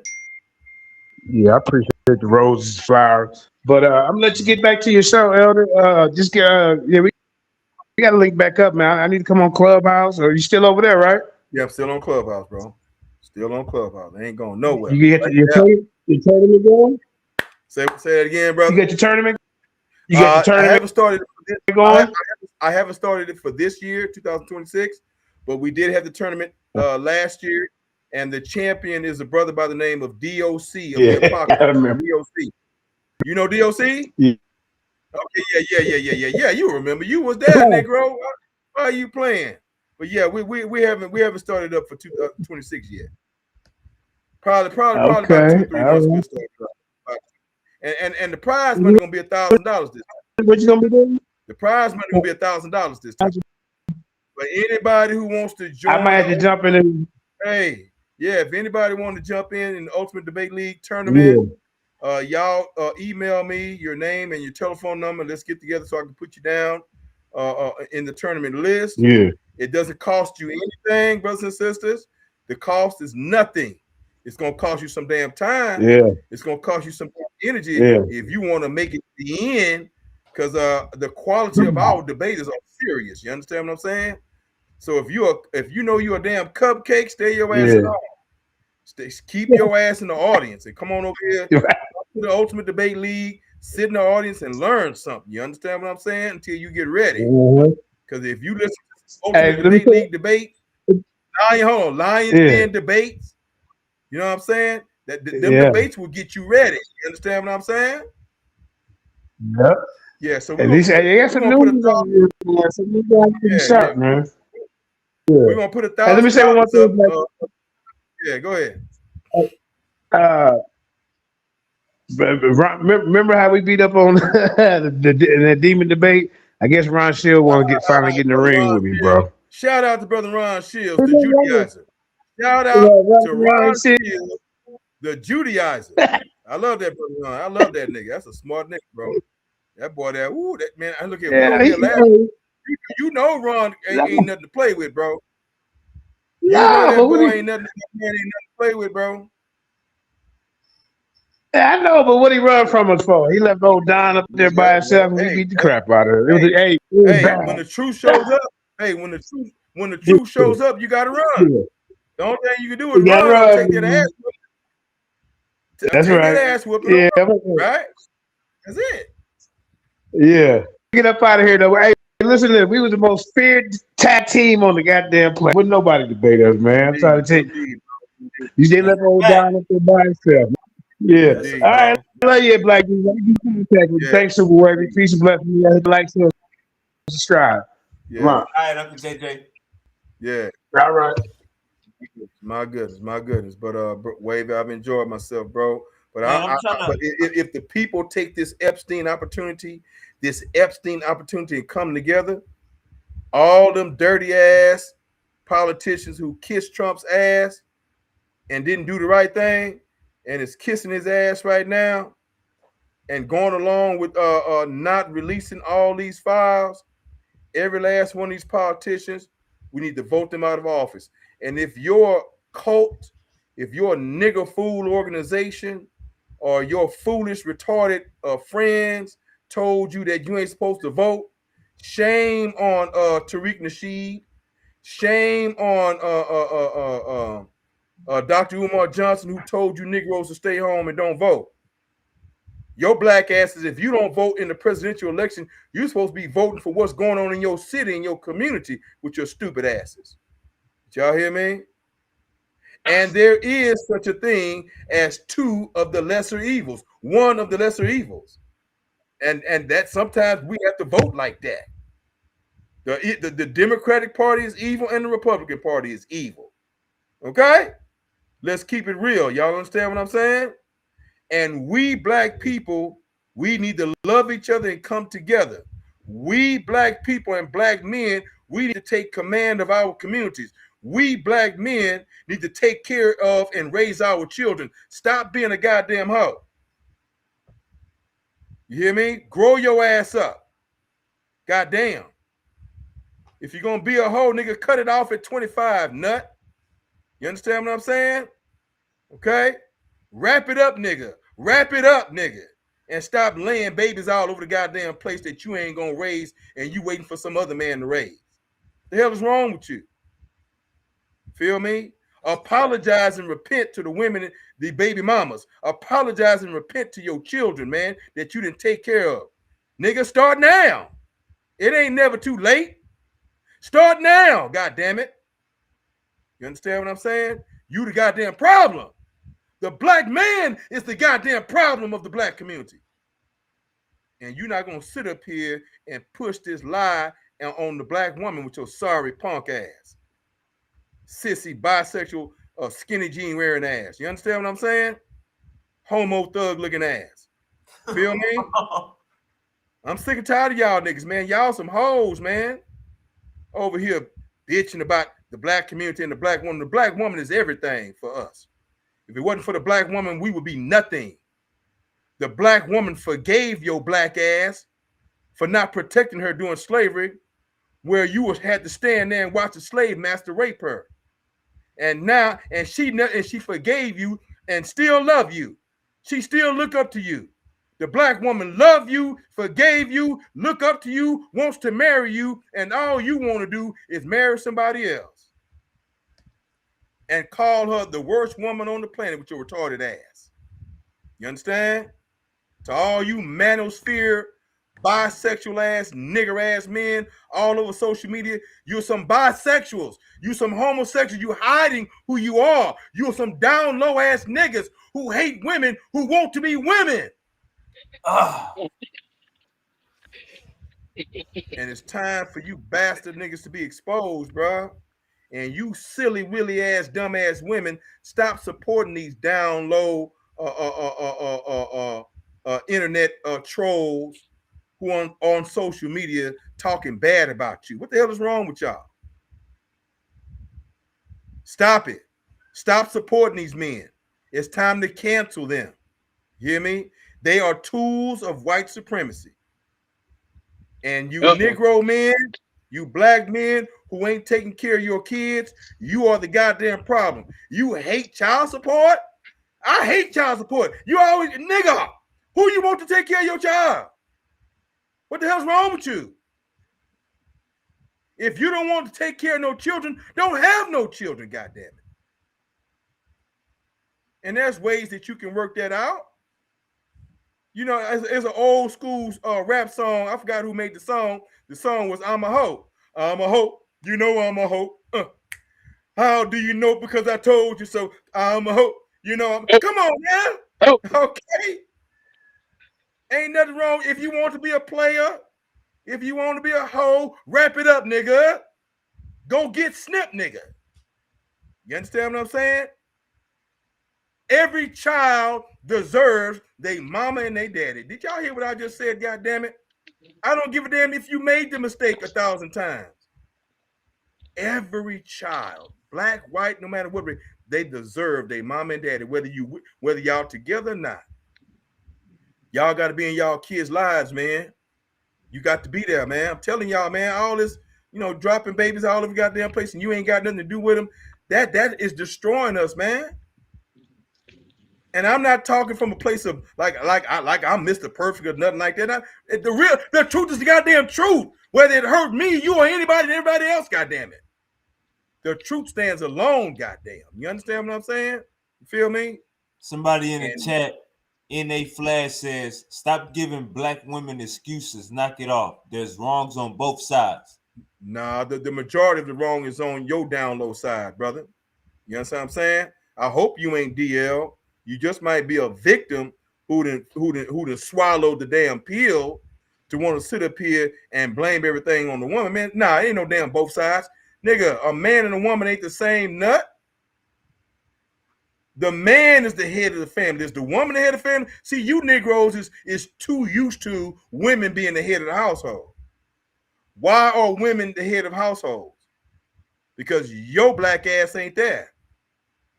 Why is the woman raising your child by herself? Because your black ass ain't there. You ain't paying child support. You ain't there. You ain't paying child support. You ain't the head of the damn household because you too busy being a hoe. The hell you talking about? Who's supposed to protect the family? The woman or the man with your dumb ass? And I'm sorry, bro. Whose job and responsibility it is to protect and defend the black family? The woman or the man? Nut. Who is the head of the family? The man or the woman? Oh, you gonna say the woman, right? With your stupid ass, right? That's why you mad at the women, because you being stupid right now, bro. And I'm saying that respectfully, and I'm saying it with love, bro. Everybody's been stupid. Everybody's played the fool. Sometimes there's no exception to the rule. Huh? Come on now, bro. The Bible says we have all sinned and come short of the glory of God, and that includes me with my stupid ass and my stupid mistakes, bro. But goddamn, just because we done been stupid don't mean that we got to sit up here and smooth it over with peanut butter and jelly. You know what I'm saying?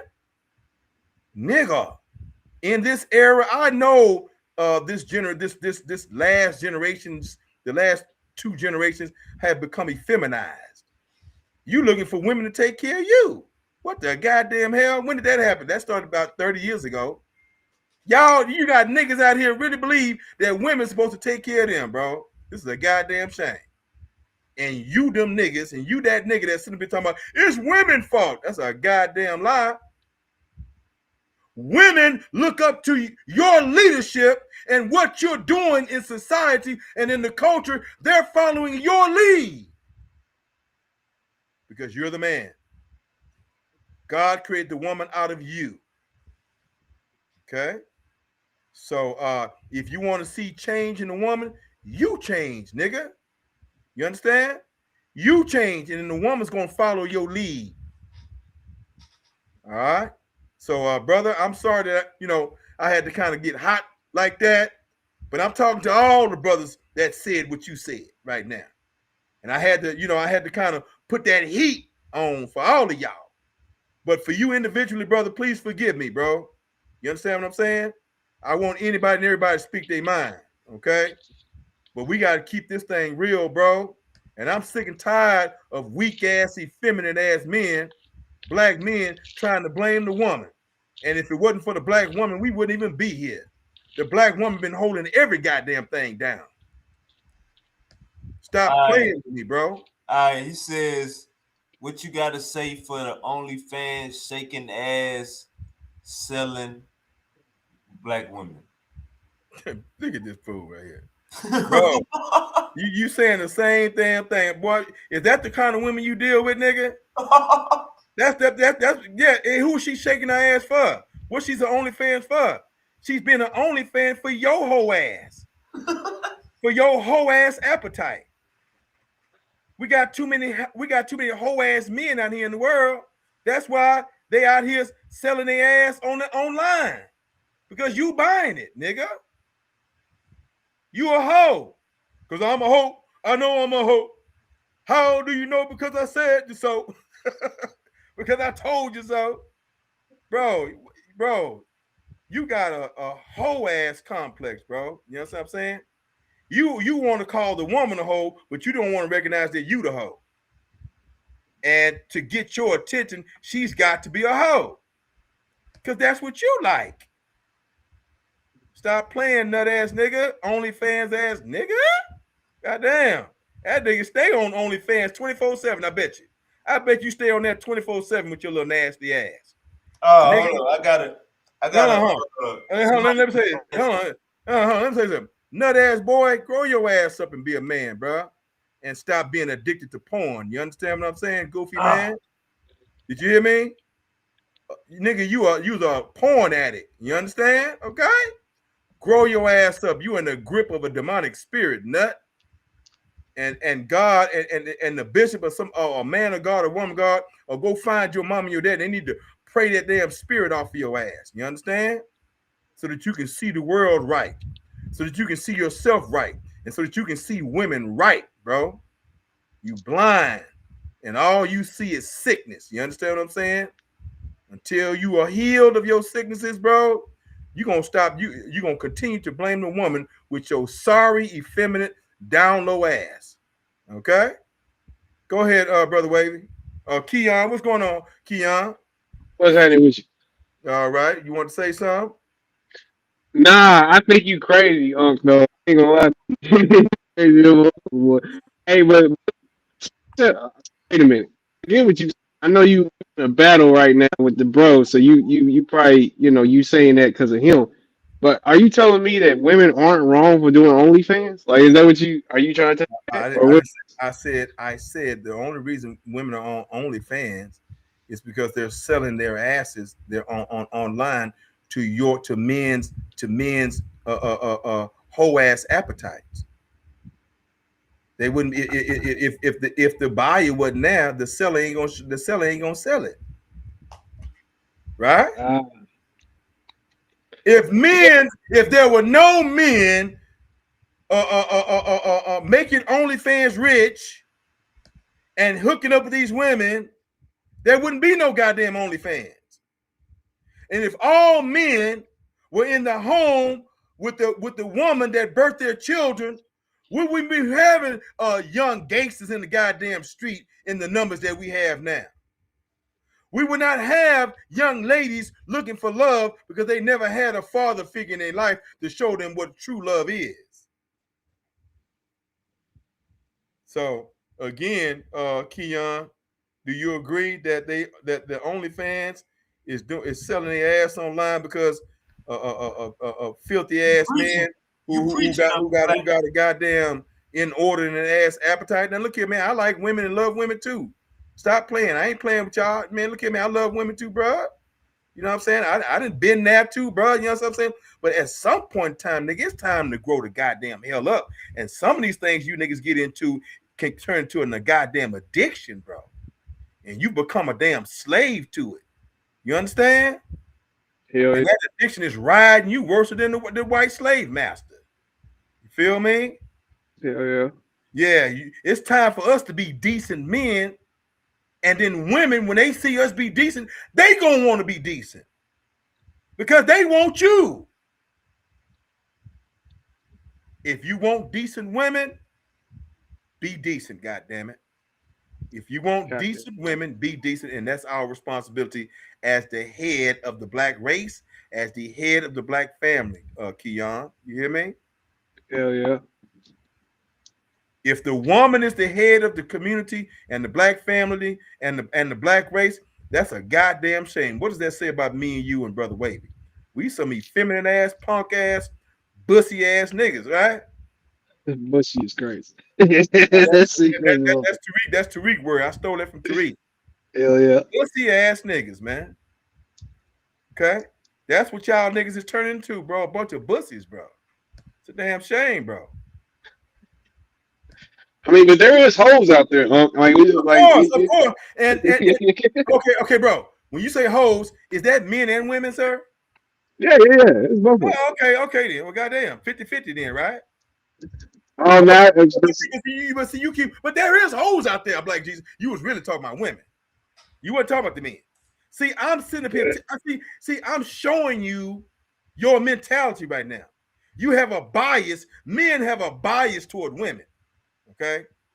It's okay for you, the man, to be a super hoe and to sleep with 1,000 women a day, but it ain't right for a woman to sleep with 1,000 men a day.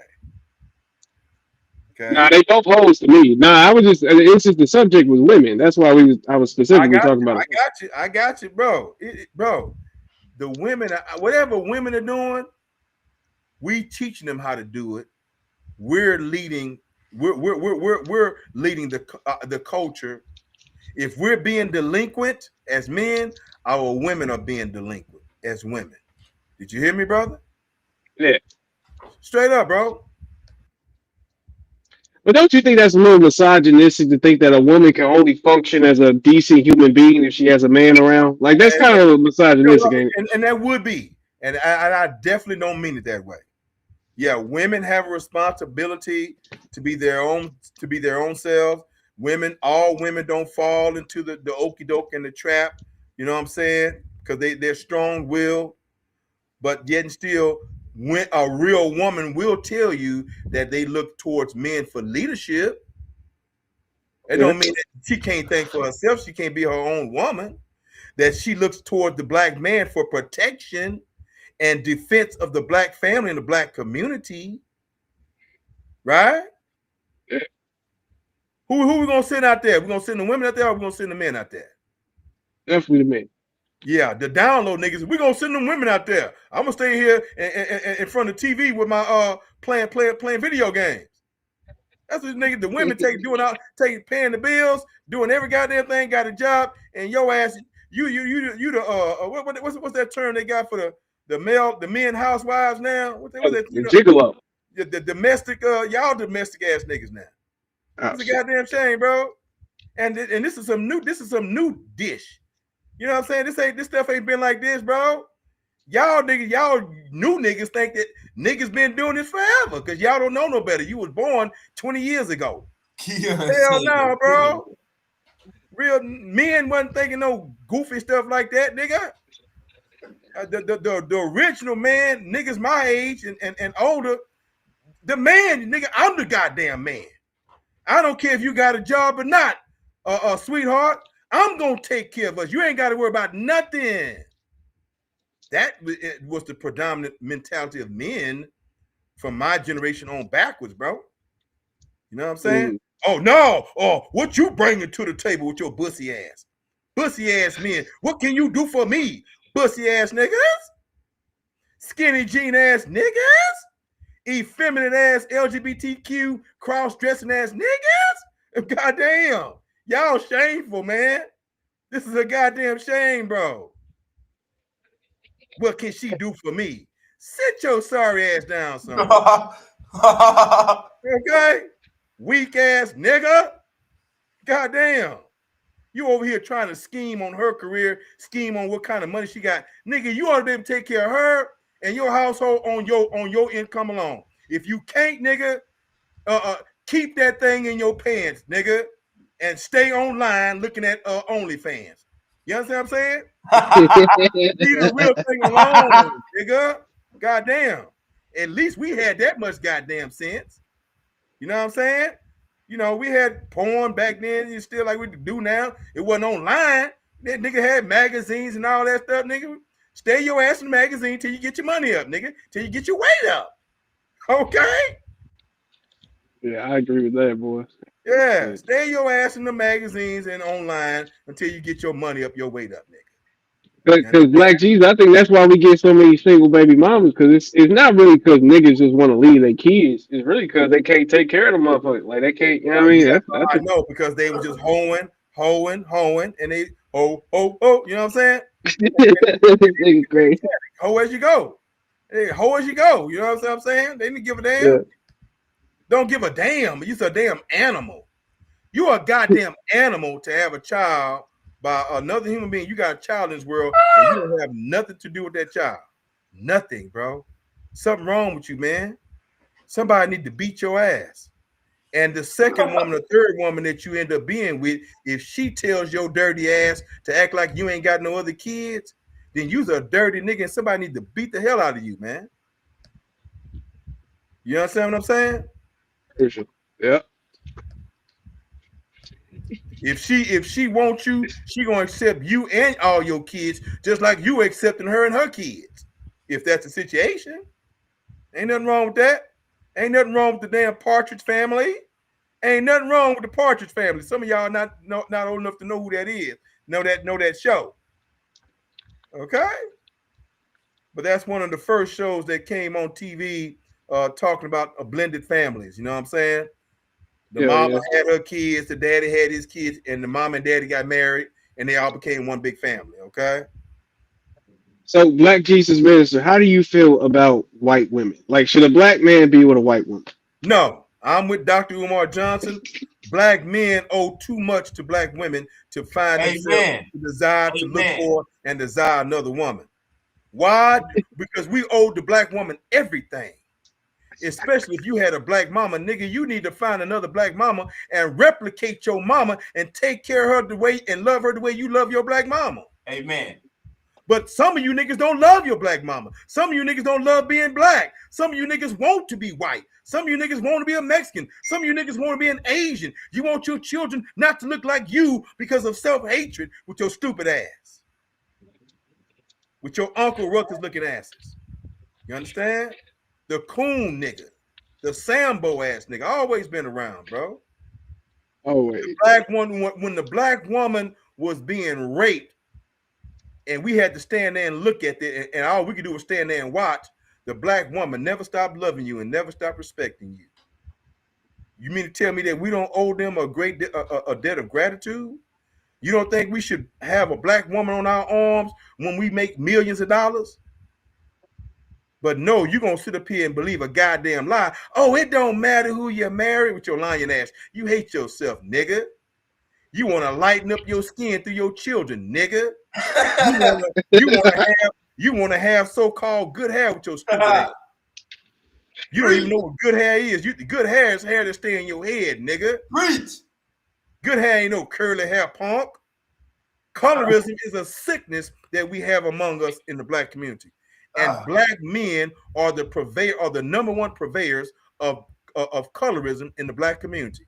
Oh yeah, I want a light-skinned chick. I want a yellow bone. Oh, I want a mixed chick. I want this chick. I want that chick. Yeah. You niggas, y'all know what y'all niggas do. It ain't changed. It's been around for a long time. And the black sister sitting there being patient, still loving you, still admiring you, and you want everybody else except her. That's a goddamn shame before God. God need to come down here and put his foot up your ass. You understand what I'm saying? Yeah. Let me ask you this: other than accepting Christ, what do you think is the biggest problem with black men specifically? Let me say that. The biggest problem is we need to take care of our kids, bro. We need to be there for our kids. I don't give a damn how many kids you got. I don't care if you got 1 or 100. We got to be there for our kids, man. Whether you with the mama or you ain't with the mama, bro. You got to sacrifice to be with them kids, grow them kids up to adulthood so that they can contribute to this community. Hell, 1 or 2 or 3 of them might grow up to be a millionaire and take care of your ass and make you rich. If you take care of them, right? All it is 17, 18 years. That's all you need. Put in them 17, 18 years go by so goddamn fast. See, I know all of you who are 20 years old, you think 17, 18, 19, 20 years, that's a long time to you because that's your lifetime. Man, 18 years go by so goddamn fast, make your head spin, bro. You understand what I'm saying? Raise these And I kids, feel man. Educate your kids, man, so that your kids will be strong in their mind and their spirit, and they will contribute to the health and prosperity of the black community. And then they'll take care of your ass. Some of them might end up being millionaires and take care of your ass, man. What's wrong with you? I can't agree. I can't. Keon, yes, sir. listen. I can't agree with you, black minister. Okay, well, I can't agree say with your you, piece, bro. You bro. want to know why I can't Say agree your with you? piece, Want to know bro. why I can't agree with you? It's a reason why, bro. Go ahead. It's faults on both sides of the street, bro. It's not one. We got women being raised up the wrong way. We got men being raised up the wrong way. So your fathers are leaving their children behind. Some getting Bro. pushed out the house, and some running from the house. You feel me? It's some that tried to stay at that house and take care of their kids too. So you can't really just say that to make that seem like it's a one-way street. It's not true. Because I got Brother. kids that I tried to stay Okay, there brother. with, and I couldn't do it. But I still raised my kids. I got one in college that I Well, didn't live in the same house with. But he's my son, and he know I was there every step. So I can't really agree Wonderful. with you. Okay, You know now what I mean? okay, I so just can't agree. okay, well, so actually, you're not really disagreeing with me, because I'm saying to you, I said to be there for your kids. I didn't say be I'm there saying for that a lot of these the women. I'm saying a lot of these women full of shit hold though. on, though, but hold on, brother. Listen to me. Listen. I know that some relationships ain't gonna work. I know that. You know that. And if it don't work, then leave. That's the best thing for you to do. But when you leave, we got too many men leaving, and they forgetting the damn kids. They leaving the woman and the damn kids. I'm gonna give you an example. Oh, bro, You so want to hold know how I on, take care of my kids? No, because you making. I want you to hear where I'm coming from, because you kind of think I'm agreeing. I had to go to court to get fucking. I had to go to court to be able to see my child. I believe So you, don't brother. say that. I believe you. You got women that damn near make it seem like a man ran away, but they won't let you see your fucking kids, bro. And I'm not talking about you, bro. I'm talking about the ones who walk away from the kids, bro. Come on, now, don't. That's not you. Think you listening to women brother, too much. brother. That's not you. I'm talking about the ones who leave and walk away from their kids and don't take care of their kids. That's not you. I'm not. You and I agree. Listen, you and I agree. It's a lot of them that's trying that the bitch won't let them see the kids, bro. That's what I'm trying to tell you. Can't listen to women. I agree that happens listen too. To them, bro. They will believe their own fucking lie. You can't believe everything a woman say, let me ask you a question. So, if the mother successfully stops you from seeing the kids, does that mean that you're not supposed to be there for the kids financially? That don't mean that. No. Does that excuse line though? See, what happens is it draws a line, bro. I don't know if you got kids, but that draws a line. Because if I'm giving you money and then you telling me I can't see my kids, then we got to go to court and I got to get parental rights. You understand? So I know how this goes. I got you. And you should. If she's stopping you from having a relationship with your kids and you got to go to court to force her, then you got a right to do that, and you should do that.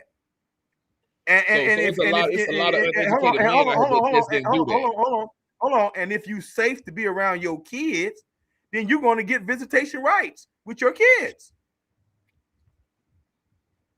I just don't agree with a lot of the shit you just said, bro. And a lot of shit that's women. Okay, can you name one? And a lot of the social media man versus woman shit is not all the way true, bro. A lot of women will not hold themselves to accountability, bro. And we just got to be real. We don't call a spade a spade. They won't hold themselves to accountability. Give me one accountability. Give me one accountability. I just gave you one. Example. They'll say, okay, and I'm saying, hold on. Okay, but you and I. Go ahead. But you and I agree. I don't see. You keep saying we disagree, and I don't see no disagreement between you. I'm gonna give you an example of what I see on social media. You'll have a lot of women, man bashing men. Every one of them. You will have 1,000 motherfucking comments, and 900 and some of them, all of them agree. You really think all that shit is true? Of course not. Exactly. But that's what we got to hear. You don't see men having thousands of views and all this networking page, you see women doing this more than men, bro. And they all agree, and they'll be lying half the time. So it's hard to Hold on, come let me to a catch common this ground. phone call. Let me catch this phone call, bro. Hold on. Yeah, that is not true, bro. Let me catch I this, gotta baby. stand on it. I'll be right back. I got sisters. All right, Black Jesus. I got sisters, bro. And some of my ain't right. That man trying to do the right thing and she behind his back doing this. Come on, bro. A lot of that shit go on. And you can't take that away from, you just gotta say both sides has got to clean their act.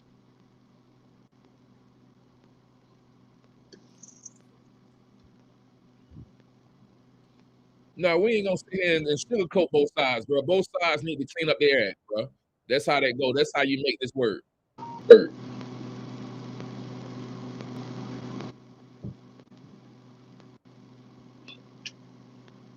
I wish I would. I've been married. I don't know if this man been married before, but I've been married, bro. And he ain't gonna tell me too much about this. I won't marry another woman. And that's facts. I won't do it. He don't know how I feel to lose everything. I'm I'm sorry. an electrician. Okay, He don't brother, know I'm how back. I feel to lose everything, bro. I'm an electrician by trade, bro. Brother. I always had my own, I always Okay. worked for myself. Bro, I lost a lot dealing with a woman. Had to pay alimony and all this type of stuff. He don't know nothing about how this thing go. Most of the time, women win off a man, especially if he's successful. We don't win off women half the time, bro. So he can't really. It's like an uneven thing, bro. It's not. It's just something that over time men see it, and men dodge a lot of those bullets now, and he can't blame men for that, bro. So let me ask you a question, brother. Are men who are happily in healthy relationships with their woman, are they delusional or something? Are they missing something, bro? Man, a lot of them delusional, bro, because most of them ain't happy. You just see it Really? from the outside. You got to see it from the outside, so I can't really judge no relationship from the outside, bro. Okay. I don't know what's going on. So do you actually think that the majority of relationships between black men and black women is horrible and has ended up in some sort of predicament as yours unfortunately did? And it does happen to people all the time, not just black people, but all races of people. But go ahead, bro. Do you actually think that that's the majority of black relationships? I think that statistically, women divorce at a high rate. Black women do. So that's the thing. Men will try to stick there and watch us, try to stick there and take it the long route. Man, women will divorce your ass. Statistically, black women are the largest demographic of women who never get married and don't have husbands.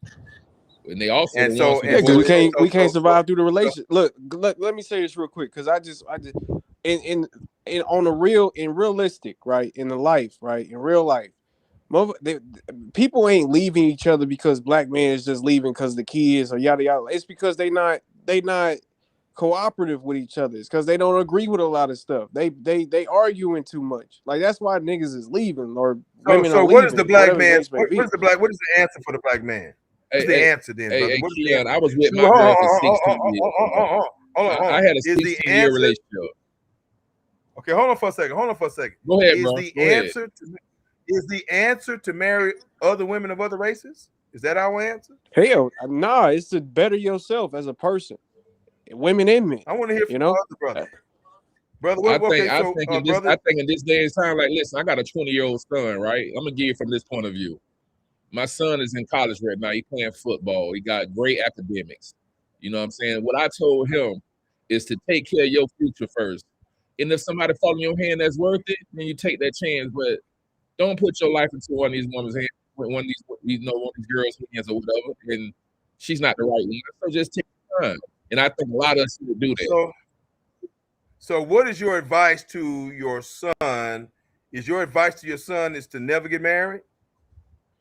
I just told you. I told him to take care of himself and make sure his future is already his journey is already there where he's kind of like stable. Do you have a daughter? Early.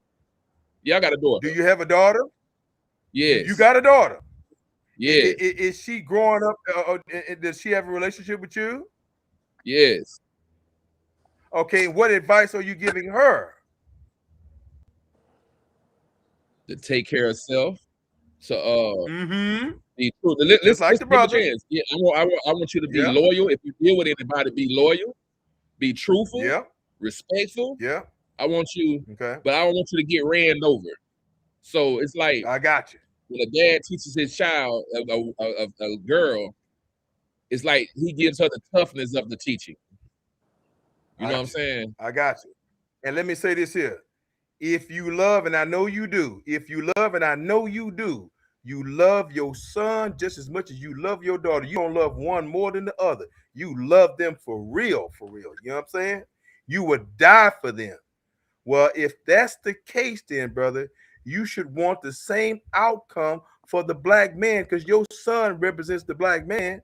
And you should want the same outcome for the black woman because your daughter represents black women. And it's a possibility. I don't know. I didn't ask you. And I'm not trying to get into all your business. It's a possibility that your wife might have been the product of a single parent household. Might not have had a daddy. There's a lot of messed up women out here because they didn't have no daddies in their life, bro. Did you hear me, bro? There's a lot of women who have, listen, there's a lot of women who have been played over, holed over, I mean, picked, chewed up, and spit out because there was no men in their lives, no fathers in their life, bro. Hey, black Jesus minister, man. Black women chase the wrong thing. We gonna just keep it real. We ain't gonna lie to the public. Black women chase the wrong thing. And when you somebody like me that pull up on you with a foreign, a moon roof, riding on 4Gs, and I got this little materialistic stuff, this is a lot of women fall in love with what they see. And money rules the world. So a lot of times women get trapped. You understand? They get trapped on something that they think they see that's right for them. You understand? So I don't even think that's just a woman thing. I think that's a lot of that's just people in general. You know what I mean? Like people in general, they always chasing after the wrong thing, you know? You know what I mean? They chase the wrong thing, but they'll see another guy that's a good guy. Now, listen, before I stop, they'll see another guy that work and don't have that, but he might be a better person on the inside. But they're like the other guy. What happened? But hold on though. But what happened to the men being the pursuers? See, this is the change in the generation paradigm that I'm bringing to you guys. Men were traditionally the pursuers. That's old man BS, Black Jesus minister. That's BS. There's no pursuers. There's none of that, bro. We live in a society where you can be your own person. Hold on. I agree. Dingling and coochies. Hold on. Dingling and coochies, old man stuff too. Ain't nothing changed. That doesn't change, but your reasoning. Okay, look, what you do is that since you got a dingling, since you was born with a dingling, that means you must be this. Since you was born with a coochie, that means you must be this, and this. That's the old way, bro. Listen, bro. No, the old way is the dingling and the coochie ain't changed.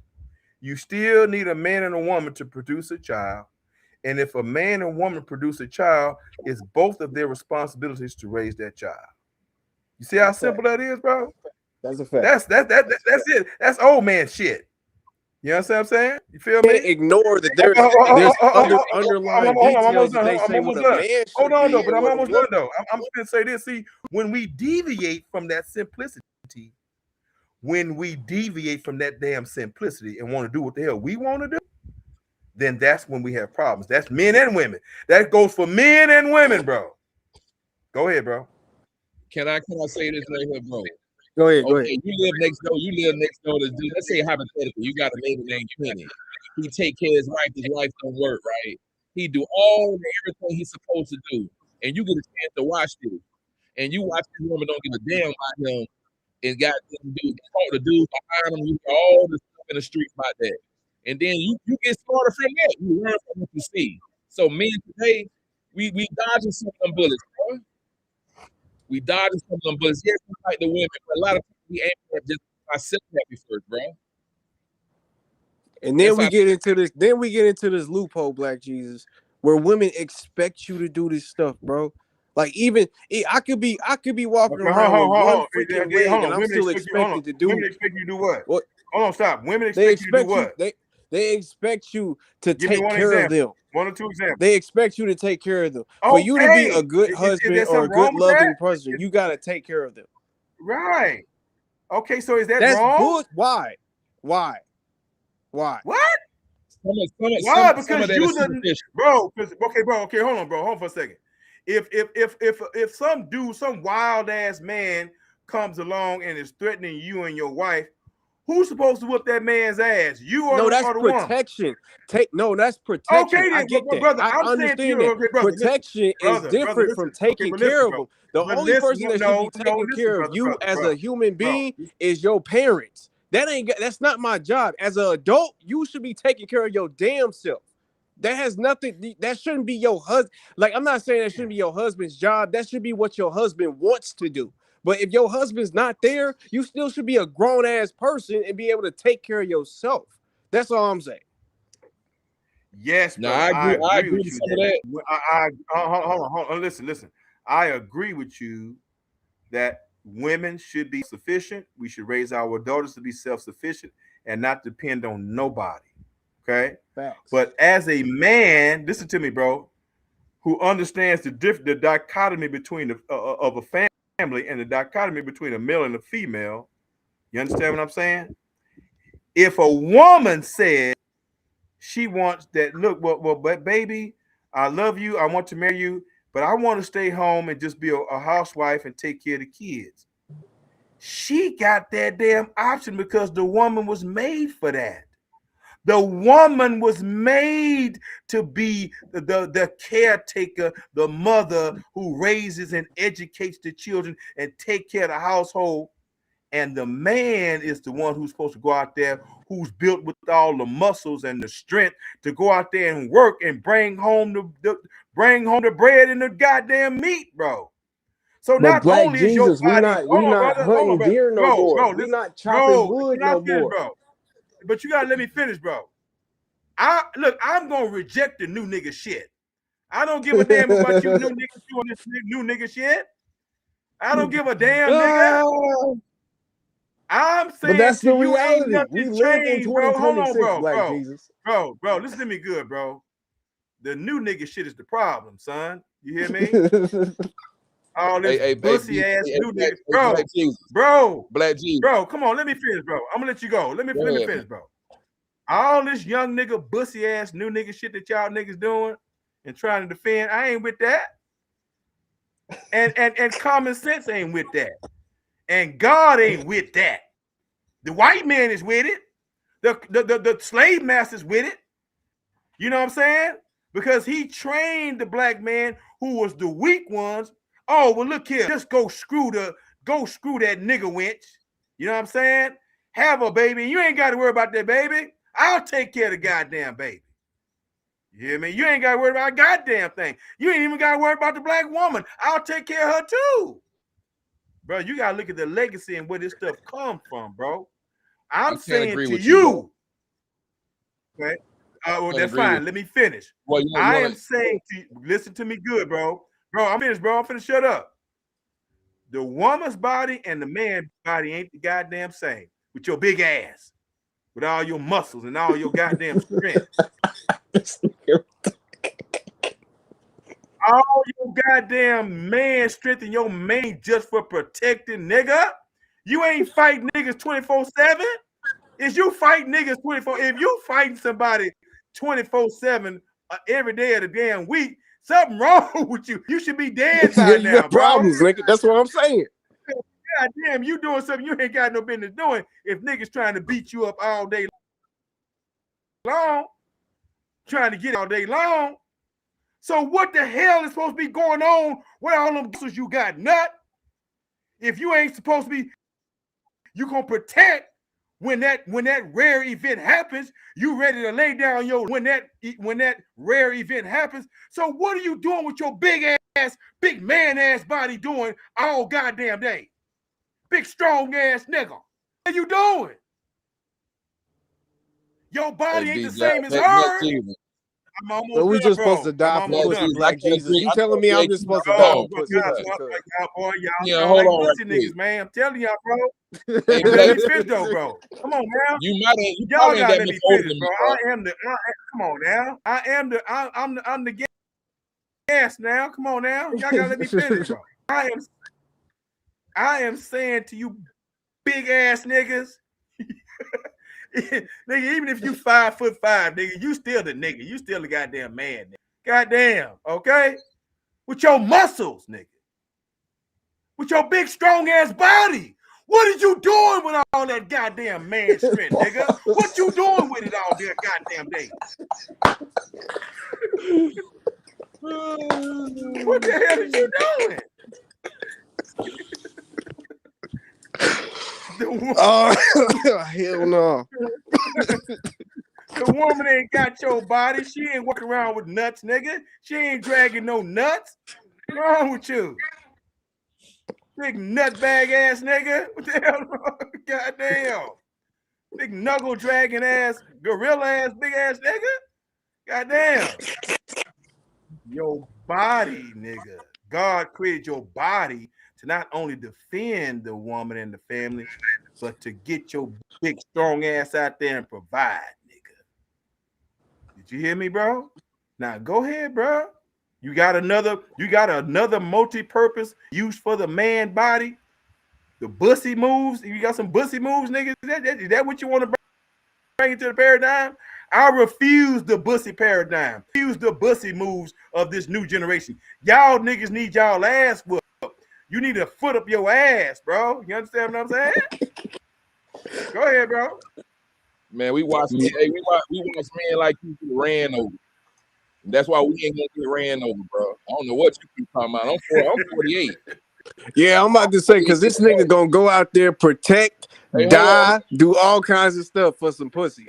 That's just don't seem Hey, right. Black Jesus Minister, I'm 48, bro. I'm born in 78, bro. I'm not a young nigga. You 48? Yeah, Shame on you, bro. You done fell victim to the bussy movement. I watched how life changed. You done fell victim to the bussy movement, 48. No, bro, I watched how life changed. I watched how life changed, and I ain't finna let a bitch whip me out of nothing. I give a motherfucker. Yeah, but nah, it's crazy how niggas was willing to die. You got to think, because look, Black Jesus Minister come from that generation where they was sitting outside of bitches' houses or the windows with boom boxes. You know what I mean? Having they niggas in the back coordinated dance moves and shit like that. So that's where he comes from. So I get it. You know, y'all had this monumental thing where y'all put pussy on a pedestal. But honestly, bro, a woman can do her weight just as much as a man can do in this society. The worst thing that a man can do is probably go work in like construction or something at this moment. That's the worst thing a man can do, a warehouse or something. And you got women in there who's doing the little mechanical shit, making the same amount of money as the men in there that's doing the hard work where they actually picking up something and moving it. So that's what I'm looking at. It's just a society that we live in, bro. 2026, they got it where motherfuckers can literally be on a computer making way more money than niggas that's actually cutting down trees and doing shit. So that's if a man could do it, a woman can do it, in my opinion. I ain't got no problem. Look. Now, Look. Hey, Black Jesus say, how old are you, Keon? He young. He said, my bad, I'm 20, I'm 27. Exactly. You sound like a little bit. Okay, you that bush. But we gonna get back on now. Hold on, let me finish. Listen. Hold on, brother. Hold on, Flash. Hold on, Flash. Let me say this real quick. I'm not saying I don't have a problem with women. I want women to, if they want to be out there and have a career and make money and make more money than me, I ain't got no problem with that. Go ahead, baby, go ahead. But I'm still gonna do my thing too. I'm gonna contribute too. I ain't got a problem with a woman having more education than me, making more money than me. At the end of the goddamn day, I'm still the man, and you still my wife, and I'm still the head of the household. I don't give a damn if you got more education than me, got more money than me.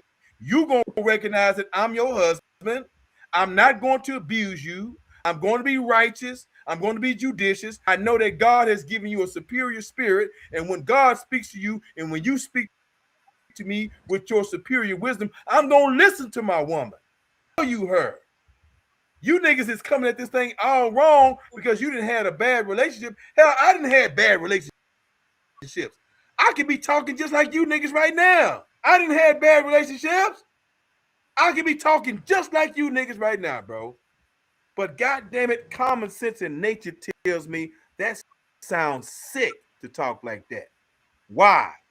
Because I'm here to tell you that between the man and the woman is the only family member in that relationship who can say, and nobody should even bat an eye. Nobody should even have a damn problem with that, except you a bussy boy. You might be a bussy boy. When a woman says, baby, I want to stay home, take care of the house. A woman has that privilege. If she don't want to work, she ain't got to work. If she wants to stay home and take care of the house and take care of the kids, that's the woman's prerogative. Because she's the woman. Nigga, fuck that. Nah, fuck that. Fuck that. Fuck that. Man, you crazy. Okay, crazy so you want to stay home and send her at work, right? See, that's the boy generation that I'm talking about. That's the bussy boy generation. You ain't got that luxury, bro. You wasn't made like that. God didn't make you to stay at home, nigga, and clean the house and breastfeed the kids, nigga, with your man boobs. Oh I no, I ain't ain't ever do that. that. I don't think I can. I control my business, right? So right now I ain't had no work. I ain't got no work lined up, right? So I'm at home. Man, these niggas got man boobs once. You know what I'm saying? So yeah, sometimes exactly. That's just not a fit. That and I feel you, bro, because I had the same situation, bro, where it was just like I lost my job. So it's like that shit not efficient, bro. That's not efficient at all. I ain't saying I lost no job. It's just that I don't got no jobs contracted right now. I'm an electrician by trade. I ain't say you would. I'm just saying my situation is like I lost mine. So. But right now I'm just chilling. Shit, I'm just chilling. All right, man. Shit, sometimes I might take off a week or 2 or 3. It depends on what kind of money I'm making. But listen, back to what I'm saying. Women, you can't let a woman in this day and age make more money than you. If you do, she gonna get on your ass. Or try to. You better not let her make more money than you. You must not see what social media is talking about. Yeah, I don't care about the money. Look, all I'm saying is that if we invested into a family and we all trying to invest to a house to make everybody's life better, I just think people should be able to pull their weight, bro. If you are an able-bodied citizen, my nigga, go out there and work. That's how the government work. That's how everybody else work. Like, why we trying to think? We trying to force. I don't know what this fantasy fairy tale Disneyland stuff that y'all trying to push. That like.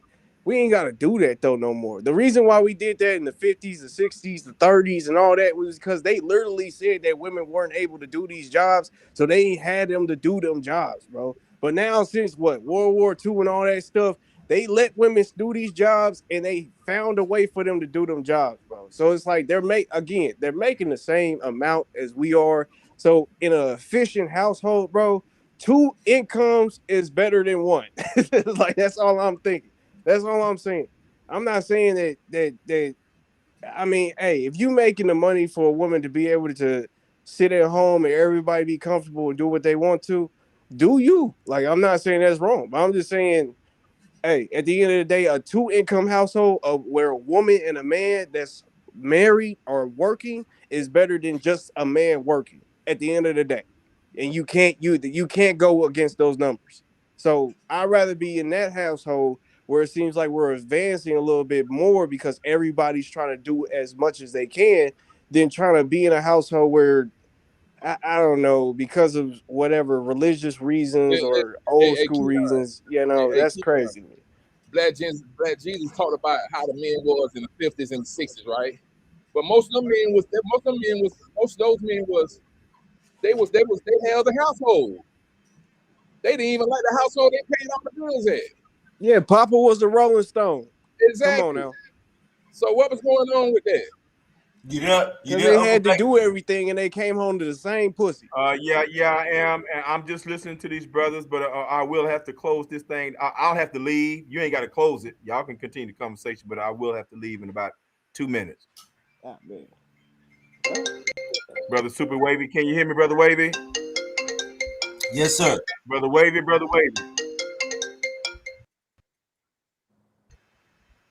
Okay, I don't know. know, Brother Keon, you still here with us, bro? Yeah, I'm still here with you. All right, I'm listening to everything you saying, brother. I ain't missing a damn thing, bro. I can hear you. Hey, brother Super Wavy, I'm gonna have to roll on out in about 2 minutes, bro. All right. If you want to, brother, we can go ahead and do some closing remarks if you like. I don't know if you're gonna continue the conversation out there. No, we can have some closing remarks, most definitely. Okay. Brothers and sisters, I'm going to say that I thank Brother Super Wavy, Brother Flash, Brother Keon White. Thank all of y'all for lending an ear to this conversation. I really hope and pray for real that that there was something edible and edifying for anybody and inspiring to someone to either provoke thought, to provoke action, to provoke caution, to provoke a reaction. You know what I'm saying? In the righteous way, brothers and sisters, because ultimately we are all a human family, and the purpose of God and of Christ is to unite the human family. And in the meantime, before we get to that point, while we are doing our part to unite the human family, we must do our part individually to strengthen and to edify the Black family and the Black community if you are a Black man and a Black woman. A Black family is a Black man and a Black woman. If you're married to somebody of another race, I'm sorry, you're not a Black family. You're a mixed family, and that's fine. You ain't going to hell for marrying outside your race. But I do frown upon those of you who marry outside of your race because you hate your own race and you hate your phenotype and your looks, and you want to change your looks, and you want your children to look like some other race. That's what a lot of you Black men do. You don't hate the white man. You love the white man because you want your kids to look like a white person. You don't love being Black. You want your kids to look like a Mexican because you hate yourself.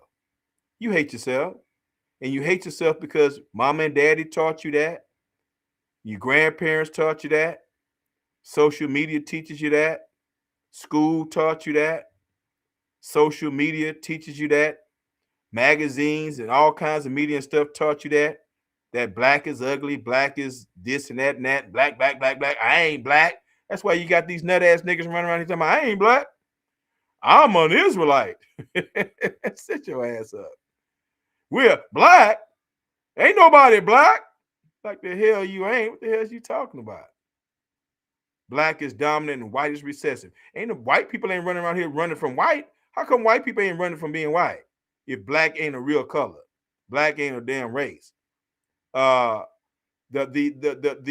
so-called father of the genetics, Gregory Mendel, who did the first experiments and discovery of genes and genetics, coined a phrase, a scientific phrase, a scientific not phrase, but a scientific law, genetic law that states Black is dominant and white is recessive. That's a genetic law and a genetic trait created by God. God created your genes to be dominant and the white genes to be recessive. Why did God do that? Because your Blackness represents the ultimate image and likeness of God. But you have rejected it because slavery and the slave master and the slave master's children have convinced you that you is ugly. You sure is ugly. Y'all remember that? Well, that was Whoopi Goldberg and what was the name of that movie? What was the name of that movie, y'all? Color Purple. Color Purple. You sure is ugly. Y'all believe that, don't you? That nappy hair, I hate that nappy hair. That's nappy hair too. Boy, your nappy hair represents God with your dumb ass. God's has nappy. Jesus has nappy. That nap represents power and strength with your stupid asses. You hear me? That means the mother and fathers of humanity. When you look at a nap, that's a damn curl. That's a coil of strength. A curl and a coil has potential energy in it. It is powerful. When you look at limp biscuit ass straight hair, it ain't got no strength in it. It's just limp. There ain't no strength in that. Ain't no strength in that straight hair. None whatsoever. Okay?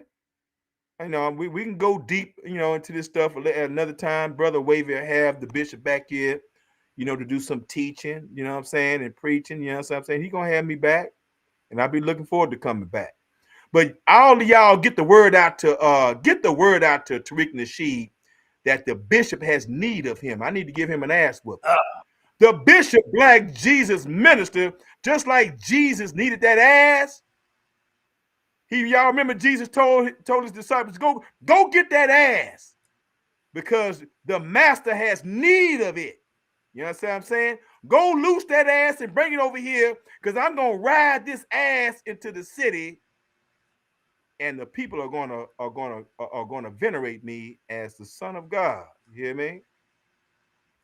Get the word out to Tariq Nasheed that I have need of his ass, and I'm gonna ride his ass, and I'm gonna whoop his ass. You hear me? Sitting up here poo-pooing on his legacy, a great legacy, foundational Black Americans, powerful. And you're gonna sit up here and be and simplify your movement and make it a movement of self-hatred, talking about use a Native American Indian with your goofy ass. You a goofy ass nigga, Tariq, and I respect you to the highest, bro. But if I ever get a chance to talk with you, I'm gonna straighten your ass out with this self-hatred, nut ass nigga. You hear what I'm saying? You're gonna stop spreading this self-hatred and making our people sick and weaken the mind and continuing the legacy of colorism and self-hatred. You understand what I'm saying, brother Tariq? Love you, bro. For real. I'm your bishop, nigga. And if you got any nasty, saucy ass stuff to say about Christianity, holler at your boy. I'm the number one Christian on the planet. I will defend Christianity to the end, and I will emphatically whoop your ass. You understand what I'm saying? I'm that nigga carrying that sword and carrying that truth. You understand? Dr. Umar, brother, I love your big fat ass too, bro. You understand? I love you, bro. Big ass, big ass nigga, big gorilla ass nigga. You understand what I'm saying? I love you, bro. I admire you, bro. You understand? But nigga, you gonna stop all that slick ass stuff that you've been saying about Christianity, nigga. I'm gonna whoop your ass. I'm gonna whoop your big ass, bro. You understand? So y'all go ahead and reach out to Tariq Nasheed. Reach out to Dr. Umar Johnson. I love these brothers. I love them, man. For real, y'all think I'm playing over here, bro? I love them, man. I will tell them this in their face, bro. Admire them niggas. You understand? And these niggas have taught me a lot, uplifted the community. But we're gonna straighten out the crooked ways, some of the crooked shit going on with y'all niggas, bro. You feel what I'm saying? All right. So I love everybody, man. Y'all continue to pray for Bishop Black Jesus Minister. Y'all pray for me. I ain't playing with y'all Negroes, man. I'm not playing with y'all. If I tell and ask y'all and I'm begging y'all to pray for me, I mean for real. Now I could say, also send a nigga a few dollars to put some gas in my tank, but I y'all know me. I don't never do that. I ain't never asked nobody for no damn money. 15, 20 years I've been on social media. I ain't never asked nobody for a goddamn dime, bro. And a nigga been working hard over here. You understand what I'm saying? 100% every time I go, bro. Every time I show up, I go, bro. I don't cheat nobody. Every time I come on over here to Super Wavy, man, I'm giving myself to this man. I'm not holding back nothing. And anybody's platform. So I spend time with people, man. I spread myself around, bro. And I'm grateful and I'm thankful. You understand what I'm saying? That this man would think enough of me that my opinion might mean something. Okay. So, Uncle Black Jesus. So thank y'all very Black much, Jesus, man. I know we pushed it over our past time. Man, you gave us enough sound bites to the summer. I appreciate you for hopping on and chopping it up with me. Indeed, brother. Love you much, bro. Already, you take it easy. Everybody. All right. Peace, everybody. Peace. Everybody, if you like this show, like, share, and subscribe. replay gang. If you just coming back in, rewind it from the jump. Hear what Uncle Black Jesus Minister was dropping, and then comment how y'all feel about the whole show. Hey, like, share, and subscribe, and hit that hype button. We out of here. All right, Uncle Black Jesus, appreciate you. Peace. We out of here.